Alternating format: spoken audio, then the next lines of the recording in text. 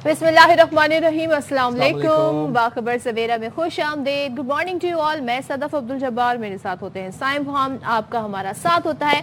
तो जनाब बहुत सारी इश्यूज हैं जो डिस्कस करने हैं, तो सबसे पहली स्टोरी जो है उसकी तरफ बढ़ते हैं। और कल हमने देखा तर्जुमान पाक फौज लेफ्टिनेंट जनरल अहमद शरीफ चौधरी ने बाकायदा तौर पर इस सारी उनके हवाले से जो स्टेटमेंट सामने आए, वो कहते हैं जी फौज सियासत में उलझना नहीं चाहती, सियासत से दूर ही रखा जाए। आइन में तरमीम के हवाले से उन्होंने कहा कि हुकूमत और ये पार्लियामेंट का काम है। 27वीं तरमीम पर तजावीज़ मांगी गई तो देंगे। DGISPR ने सीनियर सहाफ़ियों से ये मुलाकात थी। इसमें कहा कि भारत समंदर के रास्ते फॉल्स फ्लैग ऑपरेशन की तैयारी कर रहा है, लेकिन याद रखे समंदर, जमीन, फजा हर जगह पहले से ज्यादा शदीद जवाब दिया जाएगा। अब DGISPR ने बताया कि फितनतुल खवारिज के खिलाफ कार्रवाइयों में रवा साल हलाक दहशत गर्दों में से 128 अफगान बाशिंदे थे।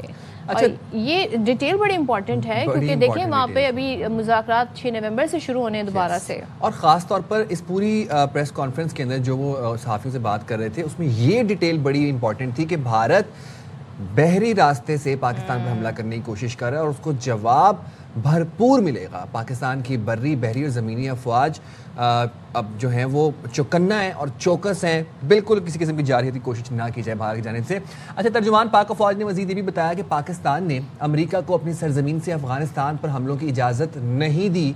ऐसी खबरें अफगानिस्तान का प्रोपोगेंडा है, मिस इन्फॉर्मेशन है, आपने इनसे बचना है। पाक अफगान हालिया कशीदगी पर पाकिस्तान का रद्द-ए-अमल बर वक्त और तेज़ था।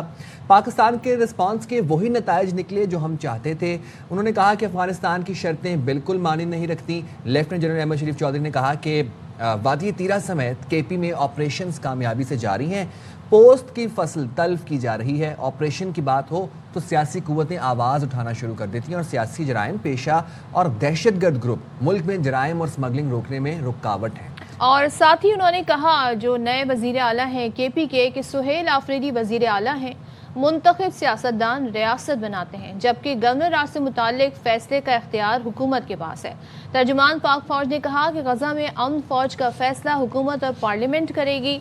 पाकिस्तान पॉलिसी बनाने में खुद मुख्तार है। तो ये बड़े इंपॉर्टेंट पॉइंट्स हैं क्योंकि पिछले कुछ दिनों से ज़ाहिर है ये सवालात भी थे सबके जहनों में, और ज़ाहिर है जब अब हम ये सुनते हैं कि कितनी ज़्यादा अफगान सरजमीन इस्तेमाल हो रही है, फितनतुल खवारिज के हवाले से जो हमारे पास नंबर्स आते हैं वो ये बताते हैं कि किस तरीके से पाकिस्तान के अंदर दहशतगर्दी करवाई जा रही है और दरअंदाजी हो रही है। उसके बावजूद जब वो शर्तें रखते हैं तो वो बड़ा एक इलॉजिकल पॉइंट लगता है, क्योंकि बात अमन की हो रही है और बड़ा सिंपल सा पाकिस्तान का एक मुतालबा है, और वो ये है कि आप अपनी सरजमीन इस्तेमाल ना होने दें। इसके बावजूद भी हम देख रहे हैं कि बात यहाँ तक आ गई कि अब तीसरा दौर 6 नवंबर को शुरू होगा। तो ये तमाम तर सूरत हाल है। इस पर बात कर लेते हैं। दिफाई तजज़ियेकार air commodore retired Khalid Chishti साहब ने हमें ज्वाइन किया है। Thank you so much Khalid Chishti साहब ज्वाइन करने के लिए। सबसे पहले तो बताइएगा जो एक अहम जो हमें बताया DGISPR ने, वो ये कि भारत एक और फॉल्स फ्लैग की तैयारी कर रहा है और इस बार जी समंदर का रास्ता अपनाने की कोशिश की जा रही है। हम अल्हम्दुलिल्लाह पूरी तरह से अलर्ट हैं, लेकिन क्या भारत अनकरीब ही कोई ऐसी हरकत कर सकता है? जी बहुत शुक्रिया सदफ और साइम, आपने इनवाइट किया। देखिए उसके पीछे मुझे एक बैकग्राउंड नजर आता है। जो कमजोरियां उन्होंने मई 2025 में अपनी एस्केलेशन या हमारे खिलाफ जो मिसएडवेंचर किया था, खास तौर पर हिंदुस्तानी एयरफोर्स में जो कुछ हुआ है वो तो एक तारीख का हिस्सा बन चुका है। मैं रिसर्च कर रहा था और मुझे विजिट करने का इत्तेफाक भी हुआ हेडक्वार्टर्स, तो मैं पता लगा मुझे कि उस वक्त जब उन्होंने मई से पहले अप्रैल में और मई के शुरू में जब पाकिस्तान को ज़ाहिर थ्रेटन करना शुरू किया, तो उस वक्त पाक फिजाइया कुछ अपनी ऑपरेशनल एक्सरसाइजेज ज़्यादातर समंदर की तरफ कर रही थी। हमारे काफ़ी सारे जहाज डिप्लॉयड थे साउथ की तरफ। उस वक्त इंडिया ने भी बाय कंपल्शन ये समझा कि शायद हम कुछ अपने डिज़ाइन कर रहे हैं, तो इन्होंने डाउनवर्ड अपने फाइटर जहाज़ों की डिप्लॉयमेंट की थी और उस पर ख़ास तौर पर राफेल शामिल था। राफेल अगर मैं आपको बताता चलूं कि ये 2 बेसिस पर डिप्लॉयड है, एक कंबाला में, एक हाशिमारा में। पीस टाइम जो इनकी लोकेशन है 17 स्क्वाड्रन और 101 स्क्वाड्रन, ये इनके 2 स्क्वाड्रन हैं और ये हमारे सेंटर में बनते हैं यानी नॉर्थ की। तो इन्होंने भी राफेल डिप्लॉय किए साउथ की तरफ, समंदर की तरफ, और जो एक्टिविटीज शुरू की। मेरे नॉलेज के मुताबिक उस वक्त इनकी इंटीग्रेशन का वही मसला आया था जो बाद में हमने 6 और 7 मई को नॉर्थ मैन की एक्चुअल डिप्लॉयमेंट के वक्त देखा। یعنی ان کی انٹیگریشن نہیں تھی، ان کے جو خاص طور پر سمندر میں جو ایسیٹس ڈپلائڈ ہیں ان سرا ویل کنیکٹڈ نہیں تھے ان کے ساتھ، اور ظاہر ایک ویلیو ایڈ وہ نہیں کر پائے تھے جس کی رافیل سے اور باقی جو ان کے ایسیٹ سمندر کی طرف ڈپلائڈ تھے، خاص طور پر ان کے انڈین نیوی کے جو ان سے توقع تھی وہ توقعات پوری نہیں ہوئی تھی. تو مجھے لگتا تھا کہ ایک گیپ ہے جو شاید انہوں نے ریلائز کیا کہ اب ہم سمندر کی طرف ایکسرسائزز کرتے ہیں. اس کے دو مطلب ہیں، ایک تو اس کو جو گیپس کو پلگ کرنا ہے، جو ان کی کمیاں تھیں ان کو دور کرنا چاہتے ہیں، اور دوسری بات یہ ہے کہ انہوں نے انہی دنوں میں، آپ پہلے بھی بات کر چکے ہیں، طالبان کو جو اسپانسرشپ ایک دی ہوئی ہے کہ یعنی کہ ان کو انکریج کیا جا رہا ہے کہ وہ پاکستان کے نارتھ ویسٹرن سائڈ پر ہمیں ایک انگزائٹی ڈالیں، انسیکیورٹی پیدا کریں، ہماری فورسز کو پل کریں اس طرف، اور دوسری طرف آپ نے دیکھا ہے نارتھ ویسٹ کے اگینسٹ انہوں نے ساؤتھ ایسٹ کی طرف یہ ایکسرسائزز شروع کر دی ہیں. لیکن آن دا لائٹر نوٹ، میں کل ایک تصویر دیکھ رہا تھا ان کے ڈیفنس منسٹر کی وکرانت کے اوپر، جو ان کا نیوی کا ایک سو کالڈ پرائڈ ہے، ایئر کرافٹ کیریئر ہے، اس کے اوپر کوئی 12 MiG 29 جہاز ڈپلائڈ ہوتے ہیں، اور وہ بھی بہت پرانے ہو چکے ہیں. تو وہ اس کے اوپر تصویر کھنچوائی گئی تھی. لیکن میں آپ کو صدف اور سائم بتاتا چلوں کہ یہ تصویر صرف ان کی ہمیشہ یا ایکسرسائزز کے لیے وکرانت پر کھنچائی جاتی ہے یا پیس ٹائم میں کھنچوائی جاتی ہے. کبھی اس وکرانت کو پچھلے 30-40 سالوں میں ان کو ہمت نہیں ہوئی باہر نکالنے کی. یہ جب بھی ہوتا ہے، یہ میرا خیال ہے پیس ٹائم ہوتا ہے اور واپس چلا جاتا ہے. اور میں آپ کو ویورز کو ریفریش کرتا چلوں کہ ابھی مئی میں بھی انہوں نے تھریٹ کیا تھا کہ ہم نکالیں گے. پاکستان کی بحریہ فلی الرٹ تھی، پاک فضائیہ نے ڈیڈیکیٹڈ اسکواڈ تیار کیا ہوا تھا کہ جب بھی ہوا تو ہم اس کو ہٹ آؤٹ کریں گے، لیکن پھر ان کی ہمت نہیں ہوئی، اور پھر جیسے میں نے دیکھا اور ابھی بھی ہم سب دیکھ رہے ہیں کہ یہ پیس ٹائم میں ہی ڈپلوائے کیا جا رہا ہے. اچھا چشتی صاحب، اب ذرا کل جب DGISPR صاحب بات کر رہے تھے تو انہوں نے ذکر کیا، کچھ سٹیٹس شیئر کیے ہمارے ساتھ. انہوں نے بتایا کہ اب تک 128 فتنل ہندوستان کو جہنم واصل کر چکے ہیں. سر ناؤ دا پوائنٹ بینگ کہ ہم دیکھ رہے ہیں کہ ہر روز پاکستان کے جو شواہد ہیں افغان سرزمین جو دہشت گردی کے لیے استعمال ہو رہی ہے پاکستان کے خلاف، ان میں اضافہ ہوتا چلا جا رہا ہے. اور پاکستان نے جو پہلا مذاکرات کا دور کیا دوحہ میں، پاکستان ڈٹا رہا. پھر جو قطر میں ہوا، جو استنبول میں ہوا، پاکستان ڈٹا رہا اپنے موقف پہ، فرم سٹانس پہ ڈٹا رہا اور اپنی بات منوا کے ایکسیپٹ کروا کے ٹو سم پوائنٹ اٹھا. جبکہ دوسری سائڈ پر جو وفد تھا وہ بڑا انڈیسائسو اور ان اتھارٹیٹیو تھا، نہ ان کے پاس کوئی فیصلہ کرنے کی صلاحیت تھی اور نہ ہی کوئی کیپیبلٹی تھی. آپ کو لگتا ہے جو شواہد تمام طرح ہم یہ 6 نومبر والی میٹنگ میں عالمی برادری کے سامنے رکھے جائیں گے؟ دیکھیے سائم، یہ بنیادی طور پر ہم کوئی ایکسٹرا آرڈنری چیز ڈیمانڈ نہیں کر رہے جو دنیا کو حیران کرے کہ ہم نے ایسی چیز ان سے مانگ لی ہے جو ان یوزول ہے یا ان ریزنیبل ہے یا فیکٹ بیس نہیں ہے. ایسا نہیں ہے. ہم نے سب کچھ جو کوئی ثبوت دیے ہیں، میرا کچھ پریویو ہے مجھے ٹارگیٹنگ کا، جس طرح کی گئی ہے، اتنی پریسائز کی گئی ہے، ویل کیلکولیٹڈ کی گئی ہے اور اتنی ٹائمڈ کی گئی ہے اتنے اچھے سے.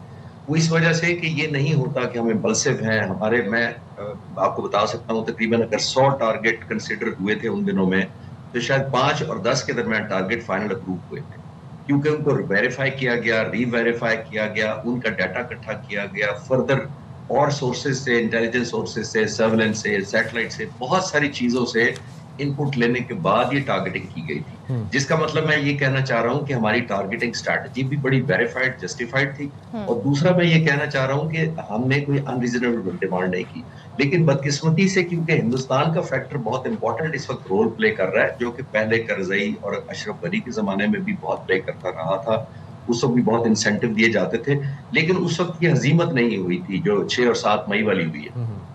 اسی لیے انڈیا کو لگتا ہے کہ اگر تھوڑا بہت انویسٹمنٹ ایکسٹرا کر کے اگر یہ فیور لے لی جائے کہ پاکستان کو ویسٹرن سائڈ پہ اسٹریچ کیا جائے، انکمفرٹیبل کیا جائے، اور ظاہر ہے انڈیا خود بھی ظاہر ہے چاہے گا کہ خود اپنا نقصان اٹھانے کی بجائے طالبان کے تھرو ہمیں ظاہر ہے انسیکیورٹی پیدا کی جائے، تو ہمیں اسی پہ قائم رہنا چاہیے. اور جب میں پریس کانفرنس دیکھ رہا تھا اور اس سے پہلے بھی جو ہم نے کیا ہے، دیکھیے پیس کو پورا موقع دینا چاہیے، کیونکہ اس طرح کی جو اسٹرائکس ہوتی ہیں ہم اس کو سیلیبریٹ نہیں کرتے، ہم اس کو خوش نہیں ہوتے. یہ بڑی مجبوری میں کی جاتی ہیں کیونکہ ہم نے بہت جنازے اٹھائے اور جنازوں کا وزن بہت بھاری ہوتا جا رہا تھا. ایک بات تو یہ ہے. اور آخری بات اس کے اوپر یہ ہے کہ ہمیں یاد رکھنا چاہیے کہ ہماری جو پاور ٹو ہرٹ ہوتی ہے وہی پاور ٹو بارگین ہوتی ہے. میں قطن آرم فورس اس کو سولوشن کی طرف نہیں جا رہا کہ ہمیں ملٹری ہٹ آؤٹ کرنے چاہیے، اسٹرائکس کرنے چاہیے، لیکن میں کمپلشن کی بات کر رہا ہوں. ہمیں بتانا چاہیے کہ جو ہماری پاور ٹو ہرٹ ہے وہ آپ کو کمپیل کرے گی کہ آپ بارگین پر آئیں. اگر ہم یہ اسٹرائکس نہ کرتے تو آئی ایم شیور انہوں نے ابھی بھی یہ سمجھنا تھا کہ نیو نارمل ہے، کچھ بیانات آئیں گے، میٹنگ ہوگی اور پھر ہم اپنے اپنے گھروں کو چلے جائیں گے. لیکن آئی ہوپ سو کہ اس دفعہ کوئی سینس پریویل کرے، کیونکہ ان کو ظاہر ہے بہت سارے دوست ممالک بھی کوشش کر رہے ہیں. مجھے امید ہے کوئی تھوڑی بہتری آنی چاہیے، لیکن انڈین فیکٹر کی وجہ سے میں اس کو دیر پا نہیں دیکھ رہا. اچھا، آپ نے انڈین فیکٹر کا ذکر کیا اور ظاہر ہے D G I S P R بھی اشارہ دے رہے ہیں کہ یہ فالس فلیگ کی تیاری کر رہے ہیں. دوسری طرف ہم اگر دیکھیں نو بڈی کین میچ، کیا کہنا چاہیے، جو سرکس لگاتے ہیں بھارتی میڈیا اس کو تو کوئی میچ ہی نہیں کر سکتا، بٹ اسٹل ہم دیکھ رہے ہیں کہ افغانی میڈیا بھی پروپیگنڈا کر رہا ہے بھارتی طرز پر. اب یہ جو گٹھ جوڑ ہے چشتی صاحب، مجھے یہ بتائیے گا، ایک طرف سے مذاکرات دوبارہ سے شروع ہونے، پروپیگنڈا بھی جاری، دوسری طرف سے بھارت کا فالس فلیگ، تو یہ کیا پریشر ڈالنے کی کوشش کی جا رہی ہے پاکستان پہ؟ دیکھیے ایک چیز ہمیں صدف یاد رکھنی چاہیے کہ انڈیا کا نا آئی ٹی سیکٹر میں بہت بڑا حصہ ہے. دنیا میں یہ ان کا one of the leading country ہے جو آئی ٹی یا انفارمیشن یا الیکٹرانکس اس طرح کے سورسز سے ایک ان کا ریونیو بنتا ہے. آلموسٹ سال کا ان کا $286 بلین یہ کماتے ہیں آئی ٹی سیکٹر سے.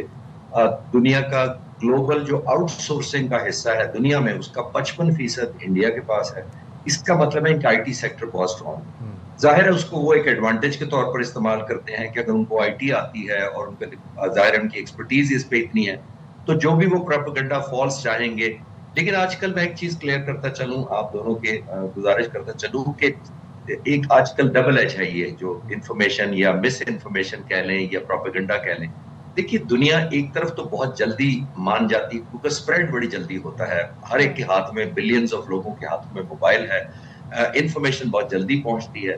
لیکن ایک ایڈوانٹیج بھی ہے، یہ ڈس ایڈوانٹیج ہونے کے ساتھ ساتھ ایڈوانٹیج یہ ہے کہ ویریفائی بھی اتنی جلدی ہو جاتا ہے کیونکہ سورسز اتنے ہیں. پہلے ہوا کرتا تھا ایک ٹیلی ویژن ہوا کرتا تھا، موبائل نام کی کوئی چیز نہیں تھی، سیٹلائٹ نہیں ہوا کرتے، ڈیجیٹل پلیٹ فارم نہیں تھے، تو ویریفائی نہیں ہوتا تھا. تو اب یہ ایڈوانٹیج بھی ہے، ایک طرف ہمیں نقصان ہے اور ایک طرف فائدہ یہ ہے کہ اب دنیا بہت جلدی سچ کو جان گئی ہے. اور میں اپنی لاجک کے سپورٹ میں یہ کہنا چاہوں گا کہ آپ نے دیکھا 6 اور 7 مئی سے پہلے ہم نے کتنا زیادہ ہندوستان کو کہا کہ آپ ویریفائی کر دیں، ہم انکوائری کروا لیتے ہیں، آپ ثبوت دے دیں، ہم ایک نیوٹرل انویسٹیگیشن کروا لیتے ہیں، تھرڈ پارٹی کو بلا لیتے ہیں، لیکن وہ نہیں مانے. تو آپ نے دیکھا کہ کتنی جلدی دنیا نے ہماری بات ماننی شروع کر دی کہ ایک ملک ہے جو ریپیٹڈلی گواہی مانگ رہا ہے، ثبوت مانگ رہا ہے، انکوائری کرنے کو تیار ہے. لیکن ہندوستان کا اسی لیے دیکھیں اس کے بعد 6 مہینے بعد تک بھی کسی نے ریلیونس نہیں دیکھا. اور آخری بات اس سوال کے جواب میں یہ عرض کرتا چلوں، آپ نے نوٹ کیا ہوگا جب ہم نے جہاز تباہ کیے الحمدللہ تو چند گھنٹوں میں D G I S P R اور پاک فضائیہ کے ریپرزینٹیٹیو آئے، انہوں نے اپنا بتایا کہ ہم نے کیا ہٹ کیا، اور اس کے بعد آپ کو پاک فضائیہ نظر نہیں آئی پچھلے 6 مہینوں میں، اس لیے کہ وہ پروفیشنل ایئر فورس ہے. ہم ہر مہینے 2 مہینے بعد آ کے کسی سروس چیف کو، کبھی ڈی جی ان کے جو اسٹریٹجک ہے S P D chairman joint defence جو ہے ان کے آرمی چیف کو، ایئر فورس چیف کو امبیرس نہیں کرتے. وہ چند ہفتے چند مہینوں بعد آ کے، ایون 6 مہینے بعد آ کے ان کے ایئر چیف کہہ رہے ہیں کہ ہم نے 10-12 جہاز مارے ہیں. یعنی ان کے ایویلیویشن کا یا ججمنٹ کا یہ حال ہے کہ ان کو 6 مہینے بعد بھی نہیں پتا کہ 10 جہاز ہیں 12 جہاز ہیں. کبھی وہ کہتے ہیں بڑے جہاز ہیں، ٹرانسپورٹ بھی ہو سکتا ہے، الیکٹرانک بھی ہو سکتا ہے، F-16 بھی ہو سکتا ہے. میں آپ کو بتاتا چلوں، ہم فائٹر پائلٹ جب ایک مشن کر کے آتے ہیں تو ہم چھٹی نہیں کر سکتے جب اس دن کا جو بامز ہم نے گرائے ہوتے ہیں ان کی بام ڈیمیج اسیسمنٹ، اس کو BDA کہتے ہیں. ہم بام ڈیمیج اسیسمنٹ کرتے ہیں تو گھر جاتے ہیں، ڈی بریف کرنے کے بعد سبق حاصل کرتے ہیں، لرننگ کرتے ہیں اگر غلطی ہوئی ہے کوئی. انڈین ایئر فورس ہے 6 مہینے بعد بھی وہ یہ کہہ رہے ہیں کہ 10-12 جہاز مارے ہیں. یعنی آپ اپنا اسیسمنٹ 6 مہینے تک نہیں پتا، جبکہ آئی ٹی آپ کے پاس ہے، انفارمیشن آپ کے پاس ہے، سیٹلائٹ آپ کے پاس ہے، انٹیلیجنس ہیومن آپ کے پاس ہے، اس کے باوجود آج تک آپ ایک ثبوت نہیں دکھا سکے. تو میں آپ بات کر رہا ہوں، کنکلوڈ کر کے یہ کہوں گا کہ یہ انفارمیشن کہہ لیں یا مس انفارمیشن کہہ لیں، پروپیگنڈا کہہ لیں، اس کی اگر جھوٹ بولیں گے تو لائف بڑی تھوڑی ہوتی ہے اور دنیا تماشا دیکھ رہی ہے. چشتی صاحب بالکل دنیا تماشا دیکھ رہی ہے، اور ابھی آپ نے بڑی اچھی بات کی کہ جتنی ڈس انفارمیشن سپریڈ ہو رہی ہے، مس انفارمیشن سپریڈ جتنی تیزی سے ہو رہی ہے، وہ ڈیبنک بھی ہو رہی ہے. ایگزیکٹلی اتنا ہی آسان ہوگا اس کو ڈیبنک کرنا، اس کو ویریفائی کرنا. ہم نے دیکھا ڈیورنگ بنیانوں مرسوں سے بھی آپ وکرانت کا ذکر کر رہے تھے، تو وہ میجر وہ گورو آریہ ہے، وہ کہتا تھا کہ آن ایئر آ کے کہ انڈین نیوی وکرانت لے کے گھس جاؤ لاہور پورٹ پہ اور پھونک ڈالو. تو مطلب ابھی آپ نے بتایا کہ وکرانت از جسٹ فار نمائش purposes and just for the, پتہ نہیں کیا ہے وہ، کس نے دیکھا ہے نہیں دیکھا وہ پتہ نہیں کیا ہے وکرانت. اور ان کے وہ جرنلسٹ کو بھی نہیں پتا تھا خیر کہ وہ لاہور میں پورٹ ہے یا نہیں ہے، لاہور کس چیز کا نام ہے، وہ کچھ بھی نہیں پتا تھا، بلائنڈ کلاؤنری. So sir now the point being کہ جب افغانستان نے دیکھا افغان طالبان رجیم نے یہ چیز دیکھی کہ ڈیورنگ بنیانو مرصوص کتنی بری شکست حاصل ہوئی بھارت کو، اس کے باوجود پاکستان کے ساتھ میس کر رہے ہیں، اس کے باوجود پاکستان کے ساتھ جارحیت کی کوشش کر رہے ہیں، تو آپ کو لگتا ہے کہ محض ڈالروں کی چمک نے ان کو اندھا کر دیا ہے؟ صاحب اس میں یہ دیکھیے ایک چیز بڑی امپورٹنٹ ہے، آپ بات کر رہے ہیں اصول پسندی کی، آپ بات کر رہے ہیں پرنسپل لاجک اور سچ کی باتیں کر رہے ہیں، لیکن وہاں پہ ایک اور مسئلہ ہے، ان کا سروائیول ہی انسٹیبلٹی میں ہے۔ طالبان کا میں جب سے دیکھ رہا ہوں پچھلے 40-45 سالوں میں آبزرو کر رہے ہیں، یا جب سے وہ فائٹ کر رہے ہیں، پہلے تو مجاہدین تھے، پہلے تو یہ مس انڈرسٹینڈنگ کلیئر ہونی چاہیے کہ یہ نہیں تھے جنہوں نے سوویت یونین کو مار بگایا تھا، یہ طالبان، یہ بہت بعد میں آئے۔ دوسری بات ایک امپورٹنٹ بات یہ ہے کہ ان کی نظر میں جو اسٹیبلٹی نہیں ہوتی، ان کے لیے اسٹیبلٹی ان کو سوٹ نہیں کرتی، ان کے لیے انسٹیبلٹی جو ہے وہ اسٹیبلٹی ہے، جس کا مطلب ہے انسٹیبلٹی رہے گی، وار مانگرنگ رہے گی، ویپن ایکوزیشن رہے گی، دنیا کے بہت سارے کی پلیئرز آ کر ان کو فنڈ کریں گے، اپنی انفلوئنس پیدا کرنے کی کوشش کریں گے، اسی لیے ان کو اسٹیبلٹی سوٹ نہیں کرتی۔ اسی لیے آپ نے دیکھا کہ وہ گروپس ہیں، پاور ہبز ہیں، بنیادی طور پر حکومت بھی نہیں ہے، یہ ایک پاور ہب ہے جس کے پاس زیادہ طاقت ہے، تقریباً 40-50 ہزار فٹ سولجرز ہیں ان کے پاس، تو وہ اس کو کنٹرول کر لیتے ہیں۔ یہ قداری گروپ ہے جس نے کنٹرول کیا ہوا ہے، اور اس کے بعد قابلی گروپ ہے جس کو پش بیک کیا ہوا ہے، ناردرن الائنس اس وقت سائلنٹ ہے۔ تو میں یہ عرض کر رہا ہوں کہ یہ گروپس ہیں جو ٹیمپریریلی پش اینڈ پل کرتے رہتے ہیں، اور یہ ابھی بھی میں اس کا مستقبل اتنا اچھا نہیں دیکھ رہا، اور although کہ میں نہیں چاہتا کہ نیگیٹو مائنڈ رکھوں، لیکن بدقسمتی سے ان کے ایک بس میں بھی نہیں ہے، کیونکہ کرنا نہیں چاہتے۔ دونوں کمبینیشن ہے، کیپیسٹی اس طرح کہ دوسرے گروپس بھی پاورفل ہیں، یہ خطرہ نہیں مول لیتے کہ کہیں دوسرے گروپ آپس میں جس کو بھی ہم پش بیک کریں یا ایلیمنیٹ کرنے کی کوشش کریں، وہ دوسرے گروپس کے ساتھ مل کر ہم ہی پہ حملہ کریں اور ٹیک اوور کریں۔ ایک تو یہ ان کی لمیٹیشن ہے سو کالڈ، اور دوسری ان کی لمیٹیشن یہ ہوتی ہے کہ ان کا سروائیول ہی اس میں ہے، ایک دوسرے کو ایلیمنیٹ کرتے بھی نہیں ہیں۔ وہ اس لیے نہیں کرتے کہ ان کو پتا ہے کہ کل آج ہم پاور میں ہیں، کل دوسرا گروپ پاور میں آ سکتا ہے، تو پھر ہمارے ساتھ بھی وہ یہی کرے گا، اس وجہ سے۔ اور اب آخری لفظ یہ ہے اس کے اوپر کہ اب انڈین فیکٹر ایڈ کر لے کہ جب آپ کو بڈنگ بہت اچھی ملے، آپ کو پیکج بہت اچھا مل رہے، آپ کو بارگیننگ پوزیشن بڑی اچھی مل جائے، انڈیا نیا ہارا ہوا ہے، سارے کمپرومائز کر لیا ہندوستان نے، جو آج تک کہتے تھے کہ طالبان دہشت گرد ہے، انہوں نے ہمارا ایئر انڈیا کا جہاز ہائی جیک کروایا، ہماری ایمبیسی کو بم گرایا، سب کچھ اب بھول چکے ہیں، اور سارا کچھ بھول کر اب اس طرح کا ملا متقی کو ویلکم کیا ہے، وہ دنیا آپ کے سامنے ہے، کیونکہ وہ کہتے ہیں کہ دشمن میرے دشمن کا دشمن جو ہے وہ میرا دوست ہے۔ ایسے ہی تھینک یو سو مچ خالد چشتی صاحب ہمارے ساتھ تھے۔ اور جی افغان طالبان رجیم جو ہے دے تھرائیو آن وار اکانومی، سو یہ تو ان کی اکانومی ہے جس کے تھرو وہ چل رہا ہے، تو انہیں اسٹیبلٹی تو سوٹ ہی نہیں کرتی ہے، اور انڈیا نے اس سچویشن سے فائدہ اٹھایا۔ اب اگر تھوڑے عقل کے ہوش کے ناخن لیں تو انہیں سمجھنا چاہیے کہ استعمال نہ ہو انڈیا کے ہاتھوں، کیونکہ انڈیا کے اس میں اپنے ویسٹڈ انٹرسٹ ہیں، اینڈ وہ ایک سچویشن ہمیں نظر آ رہی ہے کہ blind is leading the blind, اندھا اندھے کو فالو کر رہا ہے اور بس کریے جا رہے ہیں۔ لیکن خیر anyhow D G I S پہ کل بہت کلیئر کیا، بات یہ کہ زئی خطے میں جو ہے وہ صورتحال خراب ہو رہی ہے۔ 27ویں آئین ترمیم کی بڑی بازگشت سنتے تھے آپ 27ویں ترمیم کی بات ہم اس لیے سن رہے ہیں کہ ہمارے ہی شو میں آپ کو یاد ہے ایک delegation M Q M Pakistan کا ملنے گیا تھا وزیر اعظم سے، تو فاروق ستار صاحب نے باتوں ہی باتوں میں بتایا کہ جی انہوں نے کہا کہ دیکھیں 27ویں آئینی ترمیم آئے تو ہماری یہ گزارشات ہیں وہ شامل کر لیجیے گا۔ تو یہ جو 27ویں ترمیم کی بازگشت ہے یہ کافی عرصے سے جاری تھی۔ اب کل ہوا کیا؟ کل ہوا یہ کہ بلاول بھٹو صاحب نے جی ایک ٹویٹ کر دی، اور اس ٹویٹ میں ہمیں پتہ چلا کہ جی باقاعدہ طور پر اس حوالے سے ڈسکشن ہو رہی ہے حکومت سے، اور بلاول صاحب نے بتایا کہ وزیر اعظم شہباز شریف نے 27ویں ترمیم کے لیے حمایت کی درخواست کی ہے۔ اچھا، ایکس ایپ پر ان کا یہ ٹویٹ ہے جس میں انہوں نے ڈیٹیل بھی بتائی کہ وزیر اعظم کا وفد آیا تھا، صدر زرداری سے ان کی ملاقات ہوئی، اور اس میں ڈیٹیل میں بتایا ہے کہ اس میں آئینی عدالت کا قیام، ایگزیکٹو میجسٹریٹس کی بحالی اور ججوں کے تبادلوں کا اختیار مجوزہ ترمیم کا حصہ ہے۔ این ایف سی کے حوالے سے کہا گیا کہ صوبوں کے حصے کا تحفظ کا خاتمہ، یہ تمام تر چیزیں جی اس میں شامل کی گئیں، جبکہ ایک اور جو فیکٹر ہے جو کہ 18th امینڈمنٹ کے بعد چلا گیا تھا صوبوں کے پاس، وہ تھا جناب تعلیم کا ڈپارٹمنٹ۔ تو اس میں یہ کہا گیا ہے کہ تعلیم اور آبادی کی منصوبہ بندی کا اختیار واپس وفاق کو دینے کی تجویز شامل ہے۔ اچھا، بلاول مزید کہتے ہیں جی وفاقی حکومت نے الیکشن کمیشن کی تعیناتیوں پر ڈیڈ لاک ختم کرنے کی تجویز بھی دی ہے۔ بالکل جی. اور پھر اس کے بعد ہم نے دیکھا کہ پیپلز پارٹی کے مرکزی مجلس عامہ کا اجلاس صدر مملکت کی دوحہ سے واپسی پر جمعرات کو طلب کیا جائے گا اور جس میں آئینی ترمیم سے متعلق حتمی فیصلہ بھی کیا جائے گا. وفاقی حکومت نے 27ویں آئینی ترمیم کا مجوزہ مسودہ پیپلز پارٹی کے حوالے کر دیا ہے. اب اس کی تفصیلات AIY نیوز نے حاصل کر لی ہیں. وفاقی حکومت نئی قانون سازی میں آئینی عدالتوں کا قیام چاہتی ہے. اب اس مجوزہ مسودے کے مطابق آرٹیکل 160 اور شق 3A میں ترمیم کی تجویز ہے. تعلیم اور آبادی کے محکمے صوبوں سے واپس لے کر وفاق کو دینے کے لیے 18ویں ترمیم کے شیڈیول 2 اور 3 میں بھی ترمیم کی تجویز دی گئی ہے. اچھا, پھر اس کے بعد وفاقی حکومت آرٹیکل 213 میں ترمیم کر کے چیف الیکشن کمشنر کی تعیناتی کا طریقہ کار تبدیل کرنا چاہتی ہے. اور اسی طرح پھر ہم نے دیکھا کہ آرٹیکل 191A ختم کر کے نیا آرٹیکل شامل کرنے کی تجویز بھی ہے. اور پھر آرٹیکل 200 میں ترمیم کی تجویز بھی اس مسودے میں شامل ہے. تو یہ آرٹیکل کیا کرے گا؟ بیسیکلی یہ آرٹیکل ججوں کے ٹرانسفر سے متعلق ہے, جبکہ حکومت آرٹیکل 200 میں جو ترمیم کرے گی اس میں پھر ججوں کی تعیناتیاں جو ہیں وہ اس کا پھر اختیار ان کے پاس آ جائے گا. اچھا جی, اب ظاہر اس مزید ڈیولپمنٹ یہ ہوئی کہ سینیٹر فیصل واڈا نے پاکستان کی سلامتی و بقا کے لیے 27ویں ترمیم کو انتہائی ضروری قرار دے دیا ہے. AIY نیوز کے پروگرام میں خبر میں گفتگو کر رہے تھے, بلکہ وہ یہ تک کہہ رہے تھے کہ 27 کی 28ویں ترمیم بھی آ سکتی ہے. ذرا سن لیتے ان کی زبانی وہ کیا کہہ رہے ہیں. پہلے تو یہ کہ 27ویں ترمیم پاکستان کی بقا اور سلامتی اور کامیابی کے لیے ہمیں 27ویں آ گئی ہے, پاس ہونے جا رہی ہے بڑی اسموتھلی. 28ویں کی ضرورت آئے گی, وہ بھی آ جائے گی.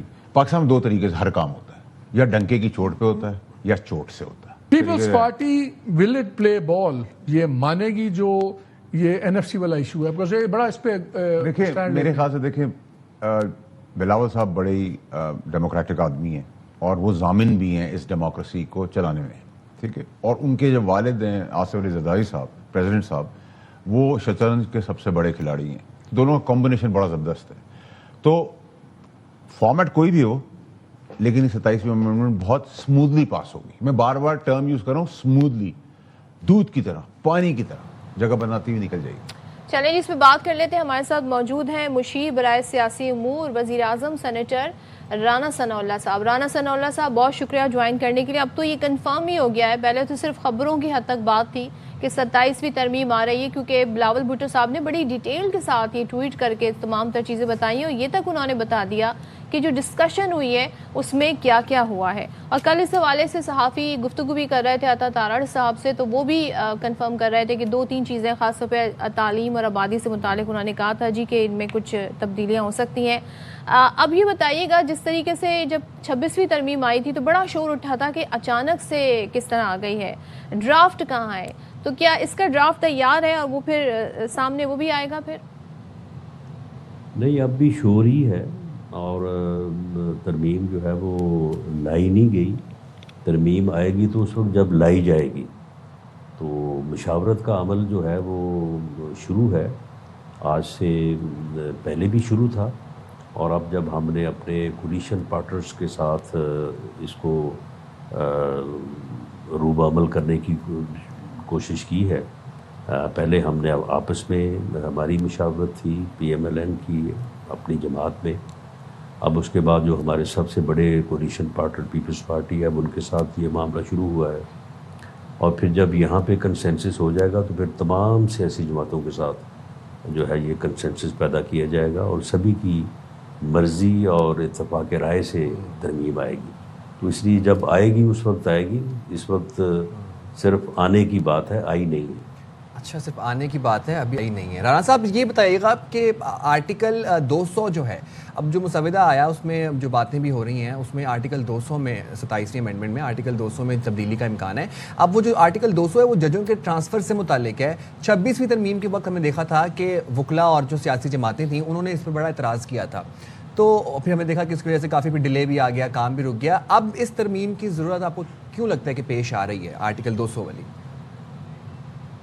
دیکھیں, اس کی ضرورت جو ہے اس کی بہت وجوہات ہیں, اور کسی بھی فرد کا کسی بھی حیثیت میں ایک ہی جگہ پہ ایک بہت لمبے عرصے تک جو ہے وہ موجود رہنا جو ہے وہ اس سے خرابیاں پیدا ہوتی ہیں. میں معزز جج صاحبان کی جو ہے وہ انتہائی عزت اور احترام کو ملحوظ خاطر رکھتے ہوئے یہ بات کر رہا ہوں لیکن اس میں جو ہے وہ جو خطرہ یا جس بات کو ایکسپلائٹ کرنے کی کوشش کی جا رہی ہے کہ جی حکومت اس کو جو ہے وہ اس اختیار کو استعمال کرے گی، ایسا بالکل نہیں ہوگا. یہ اختیار حکومت کے پاس نہ ہے، نہ حکومت کے پاس ہونا چاہیے. یہ عدلیہ کے پاس ہی ہوگا، چیف جسٹس صاحبان کے پاس ہی ہوگا، جوڈیشل کمیشن کے پاس ہی ہوگا. تو اس سے پھر کوئی خرابی نہیں ہوگی بلکہ بہتری ہوگی. اچھا رانا صاحب ایک چیز بتائیے گا کہ خبریں تو ظاہر ہے ہر طرح سے آ رہی ہیں اور بہت پہلے سے آ رہی ہیں، یہاں پر جو چیف الیکشن کمشنر کی تقرری کا معاملہ ہے، وہ طریقہ کار جو ہے اس میں بھی تبدیلی کی خبریں. اب مجھے یہ بتائیے گا، ظاہر ہے وہ تو مشاورت سے ہو رہا تھا، اس میں کیوں ضرورت پیش آ رہی ہے؟ اگر تو ایسا ہے تو کیا جو مشاورت والا ایلیمنٹ ہے وہ ختم کیا جا رہا ہے؟ تو اگر مشاورت کا ایلیمنٹ ختم کر دیا جائے گا تو پھر کیا طریقہ کار ہوگا؟ پھر کون ڈیسائیڈ کرے گا؟ دیکھیں جتنے بھی دنیا میں پارلیمانی اور جمہوری ممالک ہیں وہاں پہ اس قسم کے جو فیصلے ہیں وہ اپوزیشن اور حزب اقتدار یعنی حکومت اور اپوزیشن جو ہے وہ مل کے کنسلٹیشن کی بات کرتی ہیں. لیکن جمہوری اور پارلیمانی رولز ریگولیشنز اور اس سسٹم کو جن لوگوں نے ایوالو کیا، جن لوگوں نے پریکٹس کیا، وہ کبھی یہ سوچ بھی نہ سکتے تھے کہ کسی ملک میں کوئی ایسا وزیر اعظم بھی ہوگا جو 4 سال برس اقتدار رہے گا اور اپوزیشن کے ساتھ ہاتھ نہیں ملائے گا، اپوزیشن لیڈر کو فون تک نہیں کرے گا، اپوزیشن لیڈر کے ساتھ یا اپوزیشن کے ساتھ بیٹھنا پسند نہیں کرے گا. تو آپ مجھے بتائیں کہ جس ملک میں پھر ایسے سیاستدان اور ایسی سیاسی جماعتیں آ جائیں جن کا مقصد اپنے مخالف کو گالی گلوچ کرنے اور چور ڈاکو کہنے، برے الفاظ استعمال کرنے کے علاوہ کوئی نہ ہو، جو اپنے مخالف کو جو ہے وہ دیکھنا، اس سے بات کرنا بھی جو ہے وہ مناسب نہ سمجھتے ہو، تو پھر ایسی صورتحال میں پھر یہ سسٹم جو ہے یہ تو پھر ایک ڈیڈ لاک ہے، جو کہ ہے اس وقت ہمارے ملک میں بھی ہے، اس وقت بھی ہے. تو پھر اس کا کوئی ایسا طریقہ کار ہم یہ بالکل نہیں کہنے جا رہے، یا ہمارے ذہن میں یہ نہیں ہے کہ ہم یہ کہیں کہ جی یہ اختیار حکومت کو دے دیں، وزیر اعظم کو دے دیں. نہیں، ایسا نہیں ہوگا. اس کا طریقہ کار ایسا ہی ہوگا کہ یہ غیر جانبداری جو ہے وہ کسی نہ کسی انداز میں برقرار رہے. تو اس کا کوئی طریقہ یا کار جو ہے وہ بیٹھ کے کچھ ہمارے ذہن میں بھی ہیں، ہم بھی شیئر کریں گے، اور دوسرے سیاسی جماعتیں اور جو ہمارے سیاسی قائدین ہیں وہ بھی اس کے اوپر غور کریں گے. لیکن یہ ڈیڈ لاک جو ہے یہ ختم ہونا چاہیے. ڈیڈ لاک ختم ہوگا رانا صاحب. لیکن 27ویں ترمیم میں ہم آئینی عدالتوں کے قیام کے حوالے سے بھی باتیں سن رہے ہیں. تو ابھی کچھ ہی مہینے پہلے آئینی بینچز بنائے گئے تھے اور وہ آپریشنل تھے، کام کر رہے تھے. پھر آئینی عدالتوں کی ضرورت کیوں محسوس کی گئی؟ ہماری یہ رائے ہے کہ کانسٹیٹیوشنل کورٹس کا جو کنسیپٹ ہے وہ زیادہ بہتر ہے، اس میں وہ زیادہ پائیدار ہے. اور ویسے بھی بنیادی طور پہ جب چارٹر آف ڈیموکریسی میں پیپلز پارٹی اور PMLN جو بڑے سگنیٹری تھے، باقی دوسری جماعتیں بھی تھیں، غالباً عمران خان صاحب بھی تھے، تو سبھی جماعتوں نے یہ فیصلہ کیا تھا اور یہ رائٹنگ موجود ہے کہ کانسٹیٹیوشنل کورٹ جو ہے وہ ہونی چاہیے پاکستان میں، جس طرح سے دوسرے ملکوں میں بھی ہے. تو اس لیے ہماری یہ رائے ہے کہ کانسٹیٹیوشنل کورٹ جو ہماری اوریجنل ڈیمانڈ اور فیصلہ تھا وہ زیادہ بہتر طریقے سے کام کر سکتا ہے. آئینی بینچ بھی ٹھیک کام کر رہے ہیں، اس میں کوئی شک نہیں ہے، لیکن اور زیادہ بہتری جو ہے وہ اگر کانسٹیٹیوشن کورٹ بن جائے تو وہ اور بہتر ہو سکتا ہے. اور رانا صاحب اب ذرا 18th امینڈمنٹ کی طرف آ جاتے ہیں، کیونکہ اس میں سے جو 2 اہم شعبے ہیں، ایک تو تعلیم کا شعبہ، دوسرا آبادی کا محکمہ، اب یہ صوبوں سے وفاق کے حوالے کرنے کی باتیں کی جا رہی ہیں. ساتھ ہی کیا یہ مجھے ذرا اس پہ بھی روشنی ڈال دیجیے گا، یہ جو دونوں محکمے ہیں کیا اس صوبوں کے پاس ہونے سے مسائل پیدا ہو رہے تھے؟ اور اس ترمیم سے جو آپ کی اتحادی ہے جس کا ووٹ آپ کو چاہیے ہوگا ظاہر 2/3 میجورٹی کے لیے، پیپلز پارٹی کی سیاست ظاہر 18th امینڈمنٹ کو لے کے وہ اس کو بڑی اپنی اچیومنٹ بھی مانتے ہیں، تو کہیں اس پہ راضی کرنا مشکل تو نہیں ہوگا؟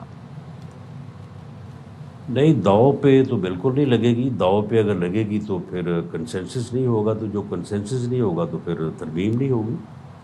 لیکن معاملہ یہ ہے کہ آبادی جو ہے اس پہ جو کام ہو رہا ہے وہ آپ کے سامنے ہے، اور اگر اسی طرح سے ہم رہے تو جس طرح سے اندازے ہیں کہ 2050 میں ہم 50 کروڑ ہوں گے، تو پھر جو حال ہوگا تو پھر وہ آپ اس کا اندازہ لگا سکتے ہیں. تو اس کے اوپر کوئی کام نہیں ہو رہا، اور اس کے اوپر قومی سطح پہ جب تک آپ کوئی پالیسی نہیں بنائیں گے اور پوری دنیا کے ساتھ آپ جب تک اس کے اوپر جو ہے وہ کوئی جو ہے وہ ہم آہنگی اور ایک پوری دنیا کے ساتھ نہیں چلیں گے تو اس وقت تک اس میں کامیابی نہیں ہو سکتی. تو اس لیے یہ نیشنل لیول نہیں، یہ تو انٹرنیشنل لیول پہ کرنے والا کام ہے، اور یہی تعلیم کا حال بھی یہی ہے. اب تعلیم بھی جو ہے وہ نیشنلی انٹرنیشنل جو ہے وہ اس کا ایکسپوجر ہو گیا ہے.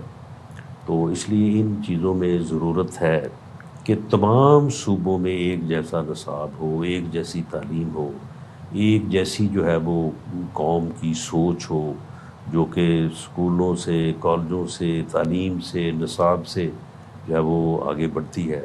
ہم تعصب اور جو ہے وہ بغض اور نفرت اور جس قسم کے جو ہے وہ جذباتیت کے ہم شکار ہو چکے ہیں، تو ان ساری چیزوں کے اوپر جو ہے وہ ایک یہ سوچ ہے. دیکھیں اس کے اوپر کہاں تک کنسنسس ہوتا ہے کہ یہ نصاب بھی ایک ہونا چاہیے اور تعلیم بھی ایک جیسی ہونی چاہیے. پوری قوم کی ایک قوم ہے تو ایک جیسی ہی تربیت ہونی چاہیے. اچھا، اور رانا صاحب این ایف سی پہ ہم دیکھتے ہیں کہ صوبوں کو آلریڈی ریزرویشنز رہتی ہیں، تحفظات رہتے ہیں. اب این ایف سی میں صوبوں کے حصے کا تحفظ جو ہے وہ ختم کرنے کی ضرورت کیوں پیش آ گئی؟ آپ کو نہیں لگتا کہ این ایف سی پہ اگر آپ پہلے صوبوں کو ریزرویشنز ہیں تو مزید وفاق اور صوبوں میں کشیدگی بڑھ سکتی ہے؟ نہیں، اس کو ختم کرنے کی تو بالکل کوئی بات میں نے آج تک نہیں سنی، لیکن اس کو ریشنلائز کرنے کی ضرورت ہے.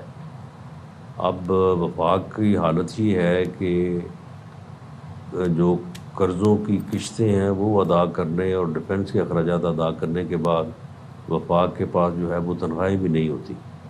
سارا پیسہ جو ہے نا پھر قرض ہی لے کے تو جو ہے نا وہ کاروبار حکومت چلانا پڑتا ہے، جبکہ صوبوں کے پاس جو ہے وہ سورسز وافر ہیں، اور پھر جب وافر ہیں تو پھر صوبے اپنے سورسز پیدا کرنے کی ضرورت ہی محسوس نہیں کرتے.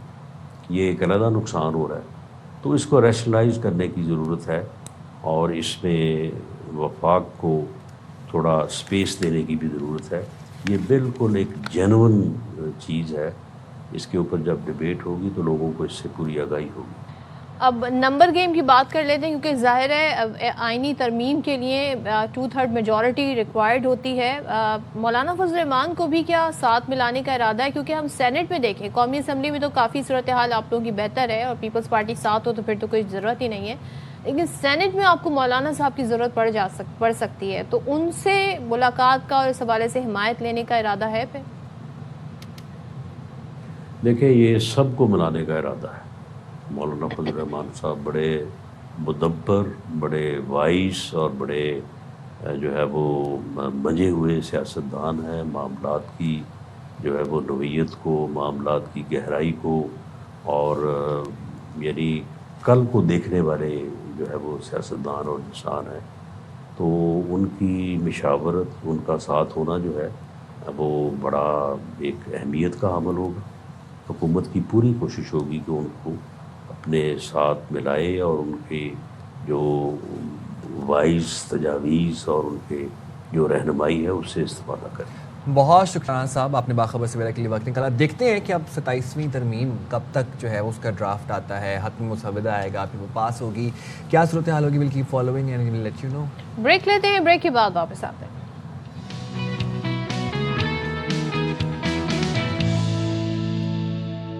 Welcome back. اور میچ کی بات کر لیتے ہیں، کرکٹ کی بات کر لیتے ہیں. تو ٹیسٹ میچ کے بعد یعنی ٹیسٹ میچ سیریز برابر ہو گئی ساؤتھ افریقہ سے پاکستان کی. اس کے بعد جی T20 سیریز ہوئی، وہ پاکستان نے 2-1 سے جیت لی ہے. اب آج سے جناب ون ڈے کرکٹ شروع ہونے والی ہے اور یہ سیریز شروع ہوگی. فیصل آباد میں تمام میچز کرائے جائیں گے، تمام 3 میچز جی وہیں کھیلے جائیں گے.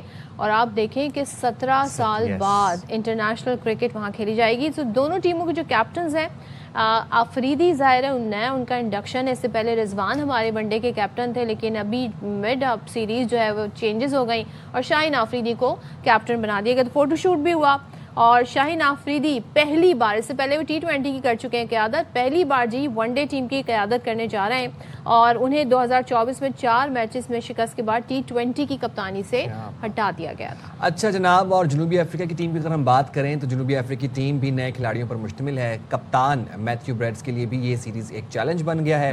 اقبال اسٹیڈیم میں شاہینوں کا ریکارڈ شاندار رہا ہے اور اس گراؤنڈ پر کھیلے گئے 12 میں سے 9 میچز میں پاکستان کو کامیابی ملی ہے، جبکہ 3 میں صرف 3 میچز میں شکست کا سامنا کرنا پڑا۔ اب سیریز کے تمام ٹکٹس، یہ ہونے لگی ہے امپورٹنٹ بات، کیونکہ لگنے لگی ہیں رونقیں، میلہ سجنے لگا جناب، ٹکٹس جو ہیں وہ فروخت ہو چکے ہیں مکمل طور پر، ہاؤس فل ہے ابھی سے ہی۔ شائقین سنسنی خیز مقابلے، یہ آپ لوگ جو ہیں، آپ لوگوں کے لیے بات ہے کہ آپ لوگ سنسنی خیز مقابلے دیکھ سکتے ہیں اے اسپورٹس پر براہ راست، تمام میچز ون ڈے کے۔ تو بھائی اچھا، لاسٹ بھی ہم نے دیکھا T20 میں بھی بہت زبردست کراؤڈ تھا اور بڑے زبردست طریقے سے پاکستانی کرکٹ فینز نے جی انجوائے کیا تھا اور پاکستان ٹیم نے بھی پھر زبردست طریقے سے میچ جیتے بھی تھے۔ آج سے ون ڈے سیریز شروع ہونے جا رہی ہے ساؤتھ افریقہ اور پاکستان کے درمیان۔ اب دیکھتے ہی ہیں کہ آج شاہین آفریدی کا بھی امتحان ہے اس لحاظ سے کہ بھائی ان کی جو کیپٹن شپ انہیں ملی ہے اس کے بعد وہ پاکستان ٹیم کو کس طرح لیڈ کریں گے۔ اصل مسئلہ تو خیر جب ڈسکشن ساری ہو رہی تھی وہ یہ تھی کہ T20 میں تبدیلی ہو رہی تھی، لیکن ون ڈے میں ہو گئی ہے، تو لیٹس سی کیا ہوتا ہے۔ شاہد ہاشمی نمائندے خصوصی ہمارے ساتھ ہیں۔ شاہد صاحب، پہلے تو یہ بتائے گا، جو اچھی خبر ہے وہ یہ ہے کہ جی فیصل آباد کے اسٹیڈیم میں رونقیں بحال ہو رہی ہیں 17 سال بعد انٹرنیشنل کرکٹ کی واپسی، سو سنا ہاؤس فل جائے گا، کیا ابھی تک اس حوالے سے خبریں ہیں؟